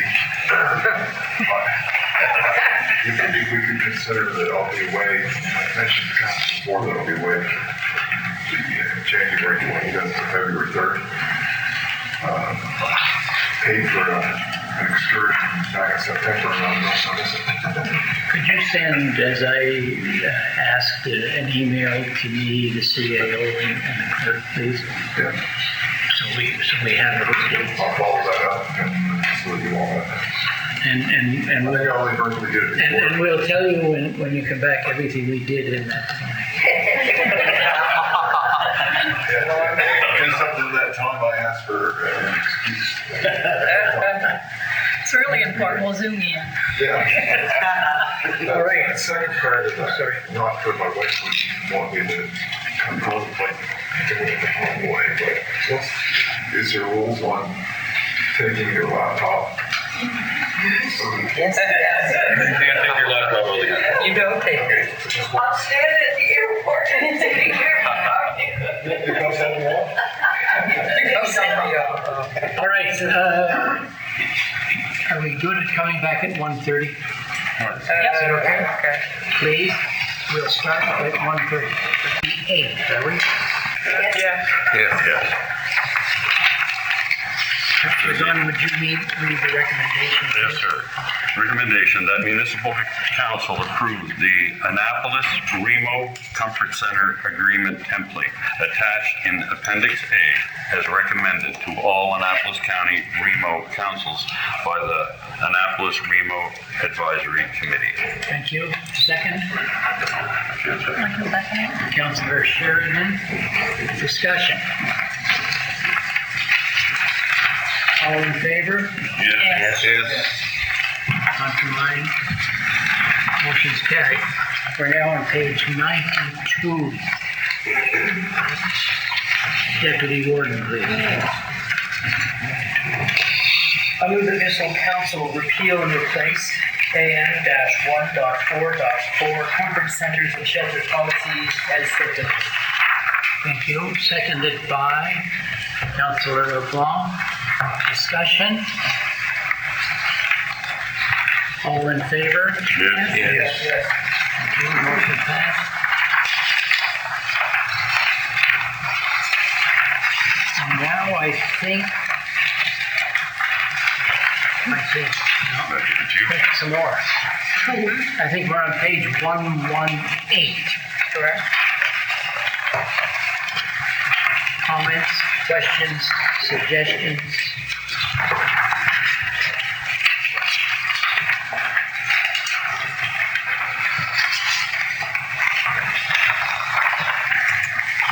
All right, thank you. We're now on page 119. Councillor Barton. We're on second page discussion committee as a whole. It's not page number. Right there. 8.2. Yeah.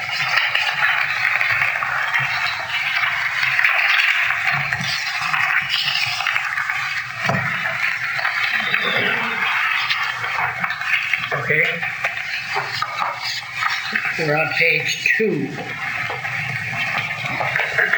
Item 8.2. Does anyone wish to suggest a date for the local improvement charges bylaw special committee of the whole?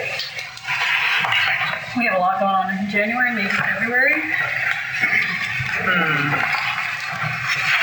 It was just a motion out of that meeting to come here to set the date. So we collected a lot of meetings in between. Yes. Sure. I just want to make council aware that I'll be updating a little bit on hillsides. And anyway, I'm going to need this bylaw put in place. Okay. Because I asked transportation yesterday if we can construct during the winter. As long as we had a week to get down to 201 and we were up in the suburbs, it probably wouldn't be an issue, but conceivably that could happen for everybody. Now, that being said, the bills wouldn't go out until it's done, but we don't want to delay too far, is my only concern. Okay. All right then. Well, Do we have any available time in January? The 31st? So, 10th already. yeah, so it's gonna be like the 13th? Beginning of February. Beginning of February? Oh, the first part of February? February.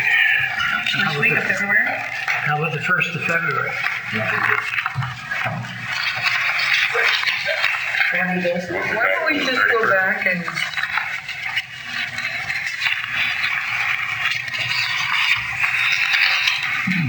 Will this be a workshop so that council can get information for them to then make a decision in the open meeting? The That's agenda? not what you asked to do. It's not a special. so it's a workshop? A workshop is probably a better format for you to give and receive information, Okay. to then make an informed decision on the bylaw.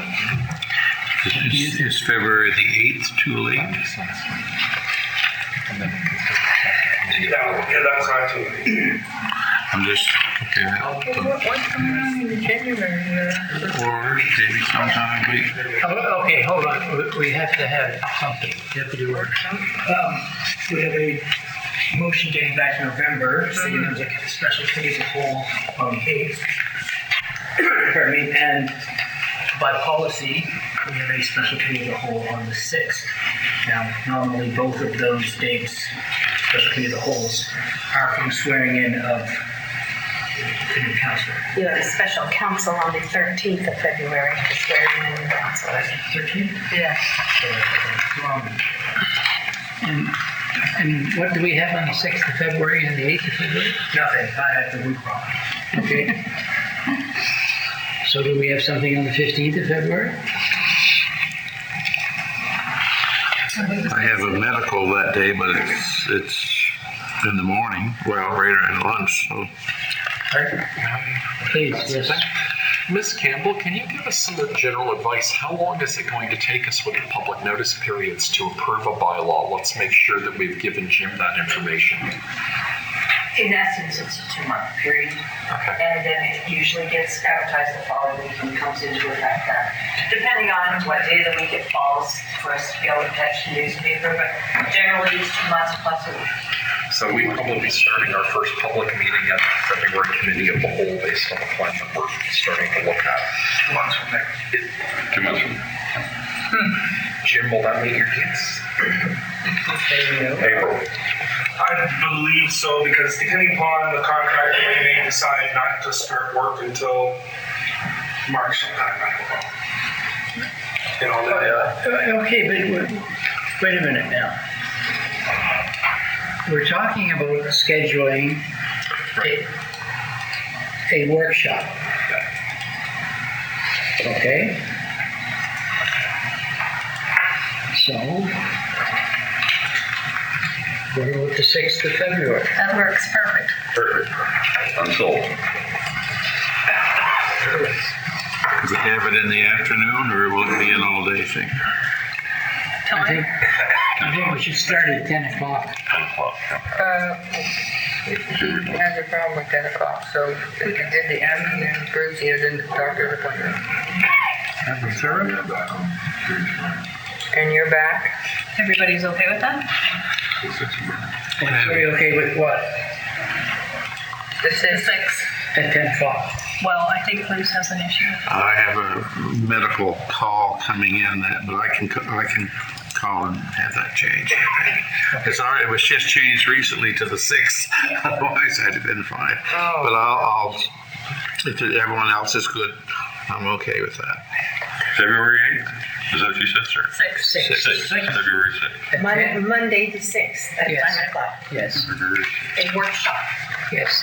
to review the bylaw, Yes. proposed bylaw. Yes. And if somebody, I know we have it, but if somebody could send it to us, please. I send out meeting notices, yes. And it'll have the document. I can attach the document. Yes.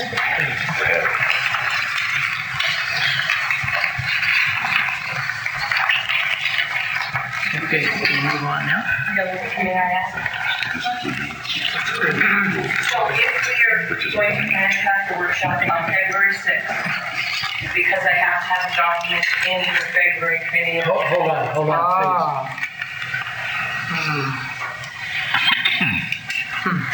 If we were going to have the workshop on February 6th, because we would have to have our documents in for the February committee of the whole prior to that, I will anticipate putting it on the agenda for the February committee of the whole, because there'll be the workshop, then the committee of the whole. That way we could do first reading at February council, second reading at March council. It should be in effect by March 28th.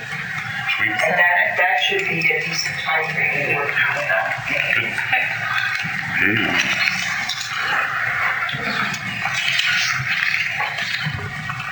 Anybody want to talk about dates anymore? Yes. What was the February 8th? Nothing. Okay, well, it was just something that was, okay. It was something he had before, he knew it wasn't a Perfect. I just want to be clear. It was just If I may, Gordon. Angela, was February 6th one of the dates the auditor was available? Yes, the dates we've gotten from the auditor and audit committee are the week of the 6th to the 10th. They're unavailable between 10 and 11 on the 10th, but open otherwise. If you were here in the morning for a workshop on the 6th, do you suppose you could stay for a 2 o'clock audit committee meeting? Yes. Yep. Okay, yes. So that'll be what time? 2 o'clock. Well, I just want to make sure there's enough room either side of I don't know how long your workshop is going to go. Yeah. Audit. What did I just say? 2 o'clock. Yeah.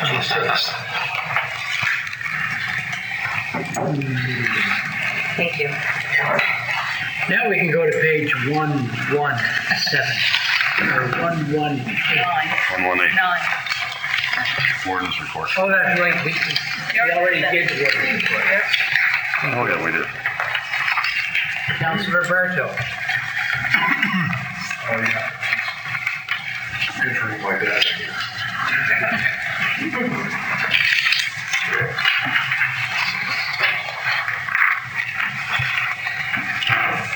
Just give it a floor or a motion. Just talk about what led up to it.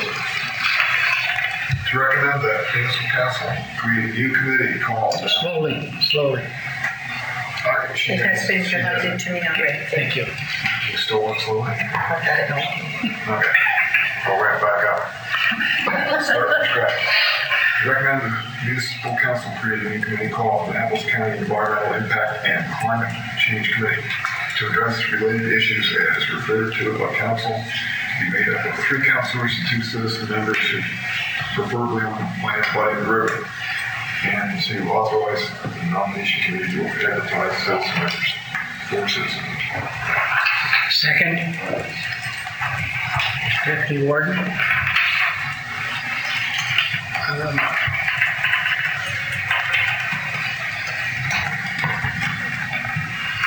What we got? Since Christmas, I had correspondence and the issues on the Apples River, and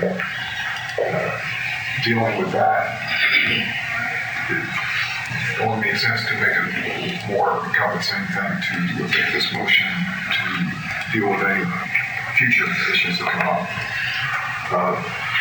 The water levels were 18 inches higher on the upper part of the river, and the question to me is to try to find out why.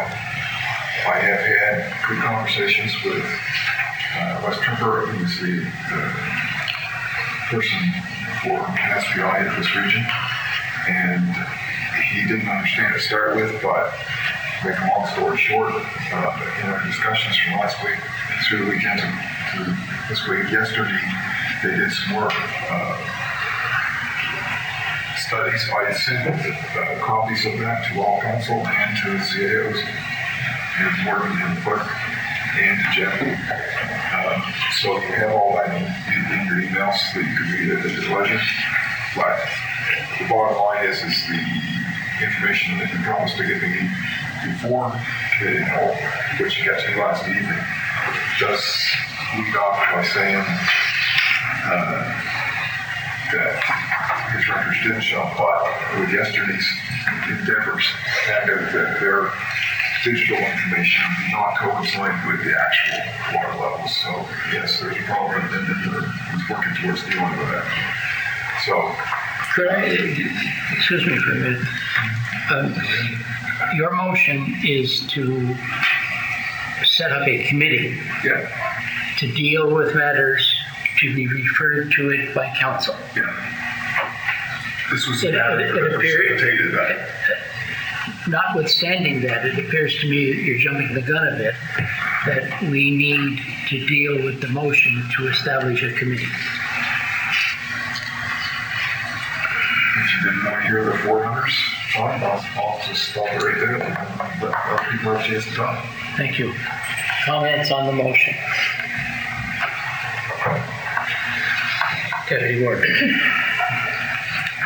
Respectfully, I think much of the justification for why we should have a committee is about individual events, and maybe not in the complete abstraction as to whether this is just a committee in that sense. Find that we've had numerous conversations around here about environmental impact to our county as climate change happens. We had a wonderful presentation this morning from our organization who was set up what they deem to be incredibly high quality level of research about climate change and coastal issues.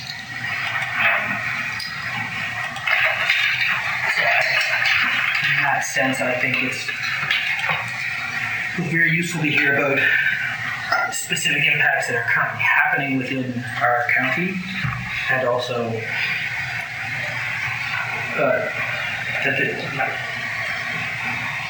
there was discussion at the last meeting and already at this meeting about environmental impacts to our county, and that it may be prudent that we have a committee on this. Thank you. Further comments? I have a couple. The nominating committee. I would like to see the nominating committee discuss the members of council to be on the committee. And I'll tell you because figuratively, sometimes when the warden would say who would like to be on the committee, people were being Gordie Howe all over the place, figuratively. And it turned out that, whoever got a hand up first got on the committee. And I'd like to see it in a more orderly fashion. I don't know if the chair of the nominating committee has any comment.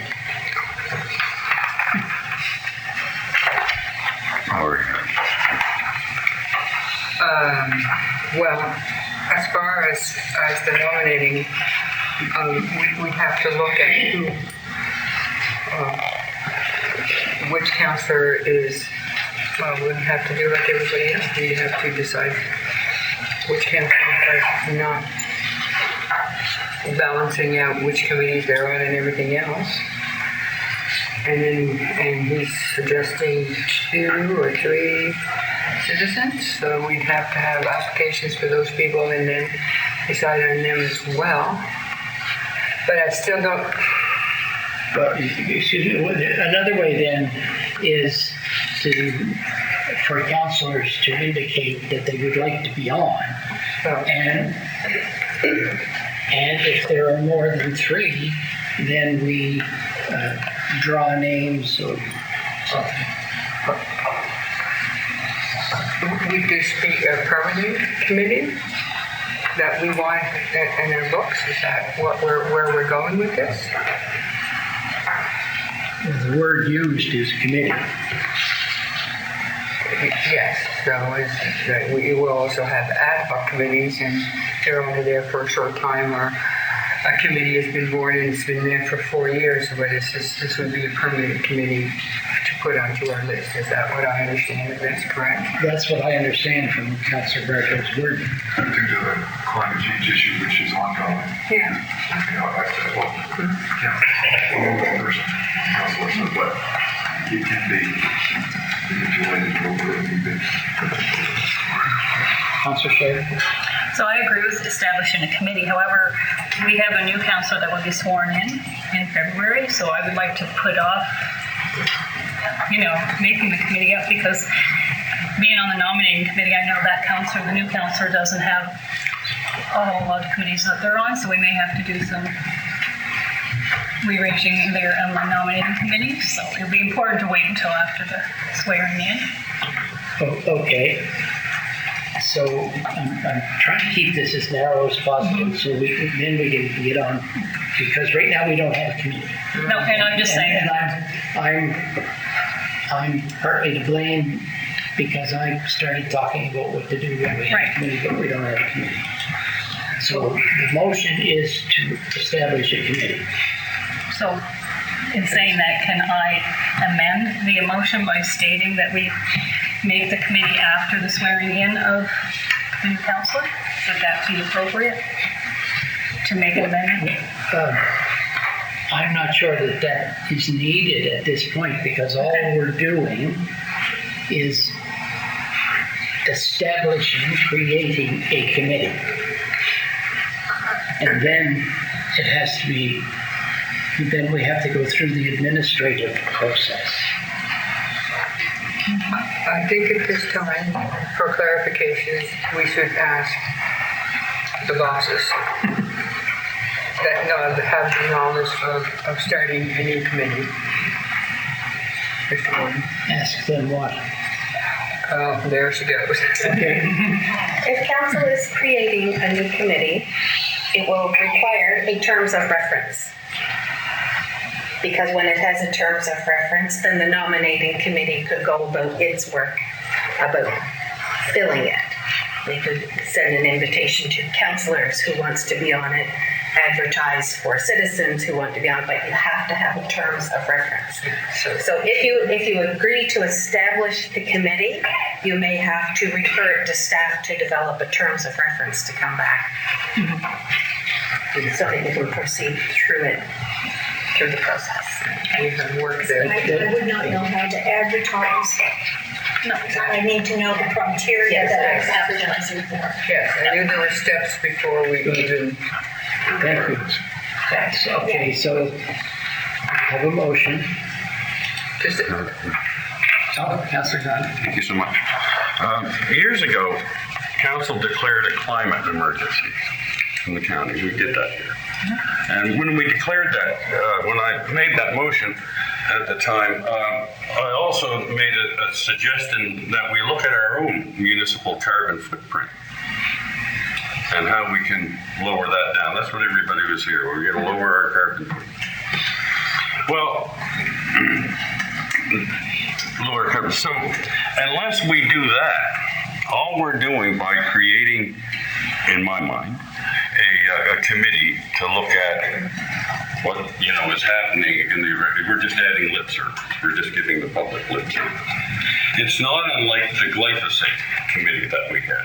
We had really had no effect to the change in the use of glyphosate in Annapolis County. It's regulated by the federal government. So we got to really be careful that this committee doesn't go down that same kind of road that we did with because it was just a waste of time. Really, the glyphosate committee, we found out what we can do and what we can't do, and basically we couldn't do anything. So I really queried the idea of setting up another ad hoc committee, which is going to cost the county money. For what? It's not an ad hoc committee. Okay, a committee for what? What effect will we actually have by forming a committee? Thank you. Further comments on the creation of a committee in accordance with Councillor Bartol's motion. All those in favor? Oh, Deputy Warden? So, I must say, picking up from Councillor Young here, I largely agree with the glyphosate committee being largely ineffective. And that was my thought early days, very much so. Although I have gained a huge amount of education as a result of that ad hoc committee. And for that, I'm very grateful. And I think that information has served council well, even if we did not have practicable effects from it. This committee, I think, has a little more jurisdiction in that there are actionable items we're actually allowed to take, or would be allowed to recommend to the committee of the whole. But also, climate change is an incredibly complex issue, and having a number of councillors slightly more steeped in the information and knowledge would be very useful. For example, something that has come to my attention already, which was a question I had, was that I was amazed there weren't water level monitoring in the lower part of the river. Councilor Bartel was just informed us that there is, it just doesn't accurately monitor. So these are the types of things that help us answer questions to residents at the very least, let alone with something as complex as climate change. We all need, I think, a great deal of education if we're going to hope to enact anything effective. Thank you. Councillor Longmire, Councillor LeBlanc. Thank you. I just want to say thank you to the Deputy Warden. He was able to explain that so well, and I applaud him for that. Thank you. Councillor LeBlanc. Thank you. I'm looking at the motion. So from my understanding, this should be referred to staff before we even authorize the nominating committee to advise. So I think it should be revised in some way. Well, if we pass the motion as worded, then I would ask the clerk to repeat what she said before and adding any other administrative action that needs to take place before the committee can be, to use an old-fashioned word, known.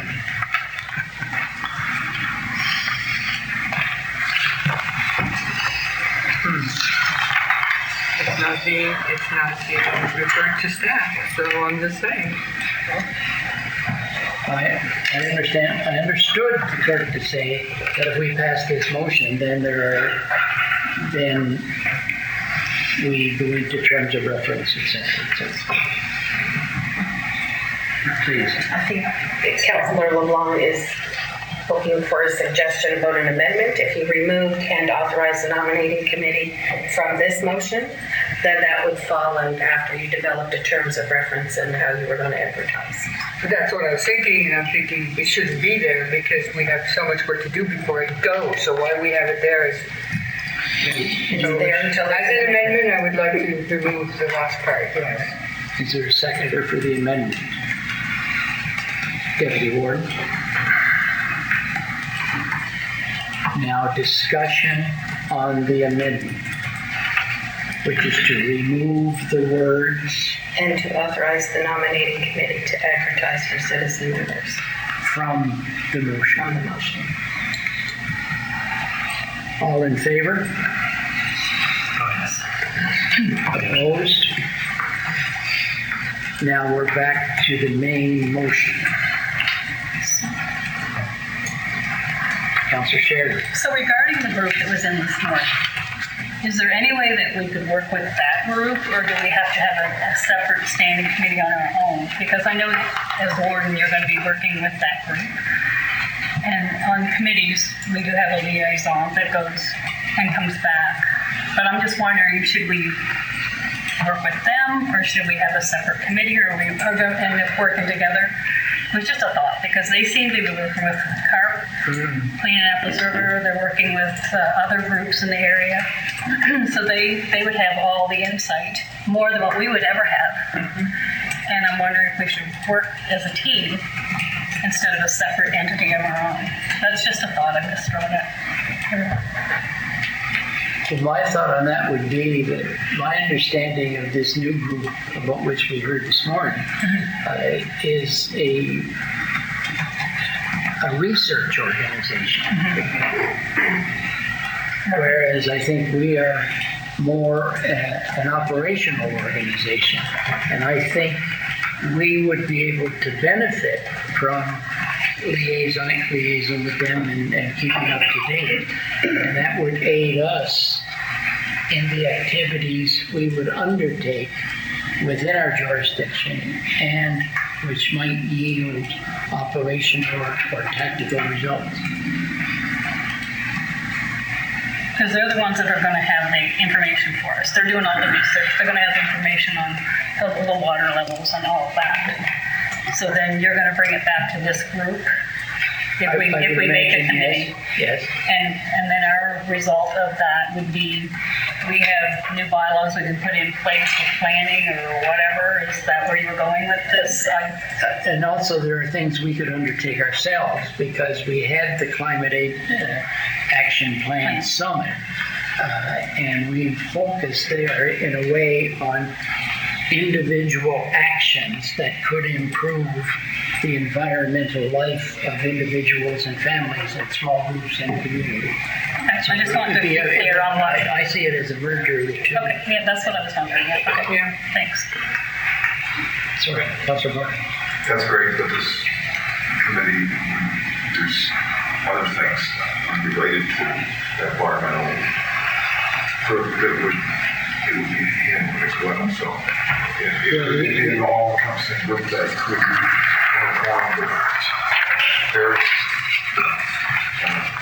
aspects involved. And if we pass this motion, then one of the next steps is the creation of terms of reference, and that will involve some discussion. That will cover all. Yep.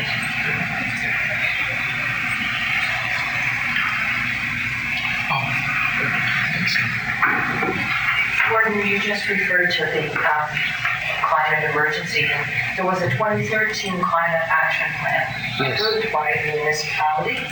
Would an appropriate starting point for a new committee such as this be a review of the 2013 climate action plan to put it in current perspective? And I from my recollection, I believe it probably encompasses many of the issues that are being brought up by councillors around the table. Yeah. And it also clarifies what these municipalities have authority to enact change for. Yes. Good. Thank you. Councillor One more thing, please. Thank you. And perhaps if this committee is formed, they could start with a copy of we had a climate summit a few years ago. A copy of the document that was put out from that would be a good place for them to start as well. Yes. Okay. Are we ready? All in favor? Yes. Yes. Opposed? Pretty good.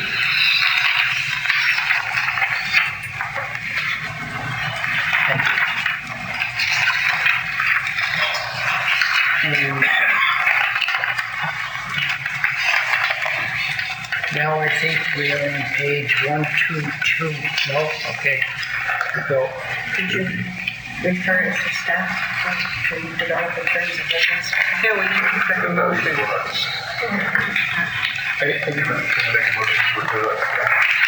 For developing the terms of reference recommendations. and other associated administrative measures. Terms of reference and other associated administrative measures.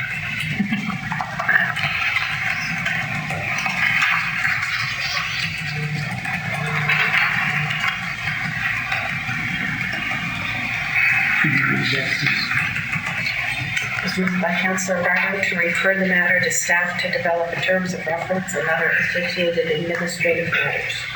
Seconder? I'll second. Councillor Crowe.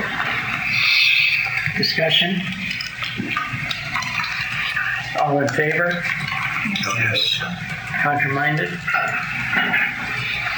Unanimous. Now where are we on 1, 2, 3? Councillor Longmire. Thank you. Well, this came about from the challenges that were met around the C8 bylaw. So I've decided that I'm not going to go through with what I've had here on this agenda, this motion, but rather to better understand in the future bylaws and policies. I think it's really important that we come together and perhaps in a workshop format or such that can provide us a little more guidance, I guess. Thank you. Would you like to make that motion? Sure. That we hold a workshop on. I move that we hold a workshop. On what? On policies and bylaws. Affecting municipal elections. Correct. Affecting within a. Seconder? Councillor Sheridan. Discussion. All in favor? Yes. Thank you, Councillor.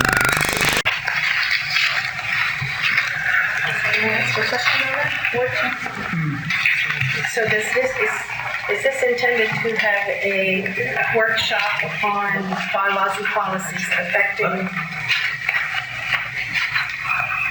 affecting elections in the near future? Because leading into the 2024 election, it all comes to council anyway.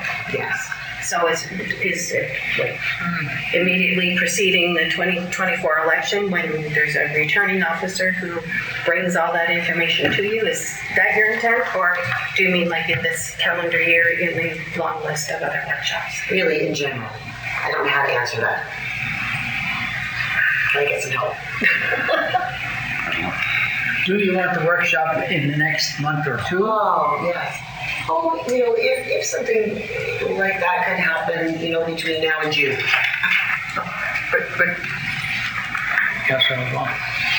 But my understanding of what Ms. Young, our clerk, is trying to say is that within a year and a half from now, we're going to have all this information that we're going to have to go through.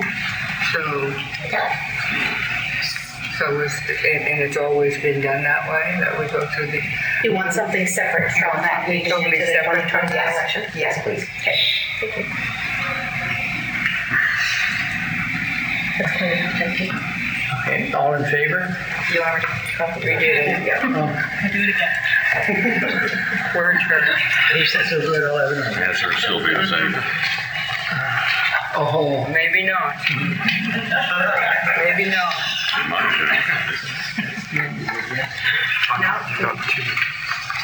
River update. So you're going to conference, not letting you. Can't do that. 8.5. Okay, an update on the Bear River water source. So it's Mr. Young speaking. Okay, so just to confirm where we are, the consultant will be looking at sourcing water on the Annapolis side of the river. And that way it's a lot easier for us instead of trying to deal with what we found out over on the other side. He is only beginning the process because he just started work kind of before Christmas there on that, and hope to update you on the success because they'll be looking at hydrogeo in the area and where successful water has been found, and then trying to drill some wells on the Annapolis side.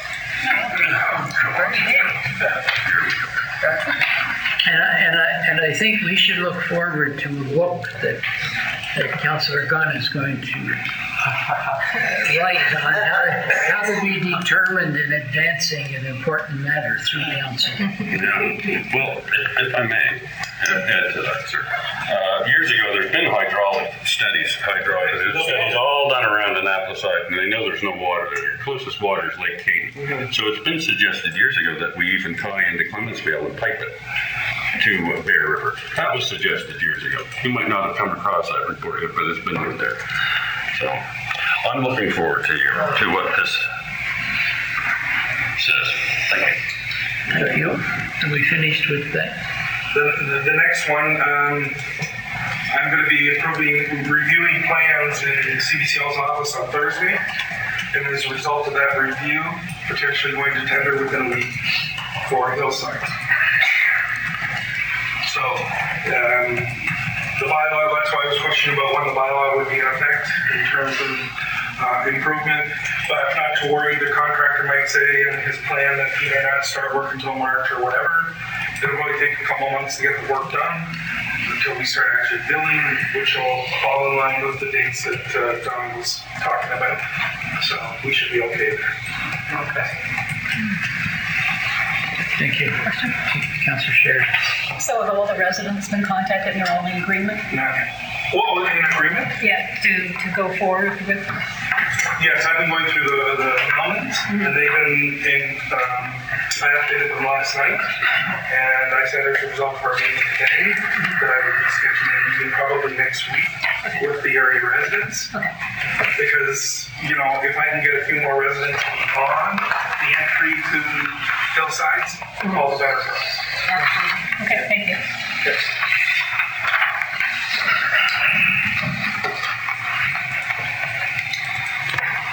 Deputy Warden. How does, we have a bylaw that we're about to have a workshop on that we're going to come to council. We're making a presumption it will pass. And but we're scheduling this work without a bylaw even proposed yet. Is there anything you want to be concerned about there, or am I doing this for it's not the right word. I'll call on Mr. Ken to answer, but giving us a quote from doing the tendering is going to help facilitate some of the information needed to support public interaction of the bylaw. But Jim, do you want to take that further? No, that's exactly it. If you go to tender, you get a real price. Then you know what you're dealing with. And if the contractor doesn't start work, which I'm assuming, and I think highways will probably step in and allow us to work on the 201 during the winter season. So that means sometime in March we'll begin work, which delays the whole process, and it takes a while to finish it off and actually get the line tested and commissioned and everything else. So I'm anticipating 2 to 3 months before water's actually turned on. But in the meantime, yes, we have administrative work to do, meeting with residents, educating them on this, and they were ready to go last time with the numbers that we had presented before. So I'm just hoping I can get some more to make it more cost effective for everybody.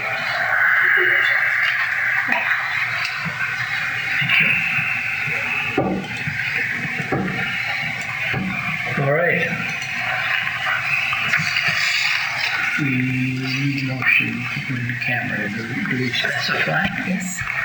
We need a motion that municipal council meeting in camera in accordance with section 22(2)C personnel, E contract negotiations, G legal advice eligible for solicitor client privilege of the Municipal Government Act, and acquisition or sale of municipal property. Deputy Warden moves. Councillor Crum seconds. Discussion. All in favor? Yes. Thank you. We are now back in open session, and before we adjourn, I should say something I forgot to say this morning.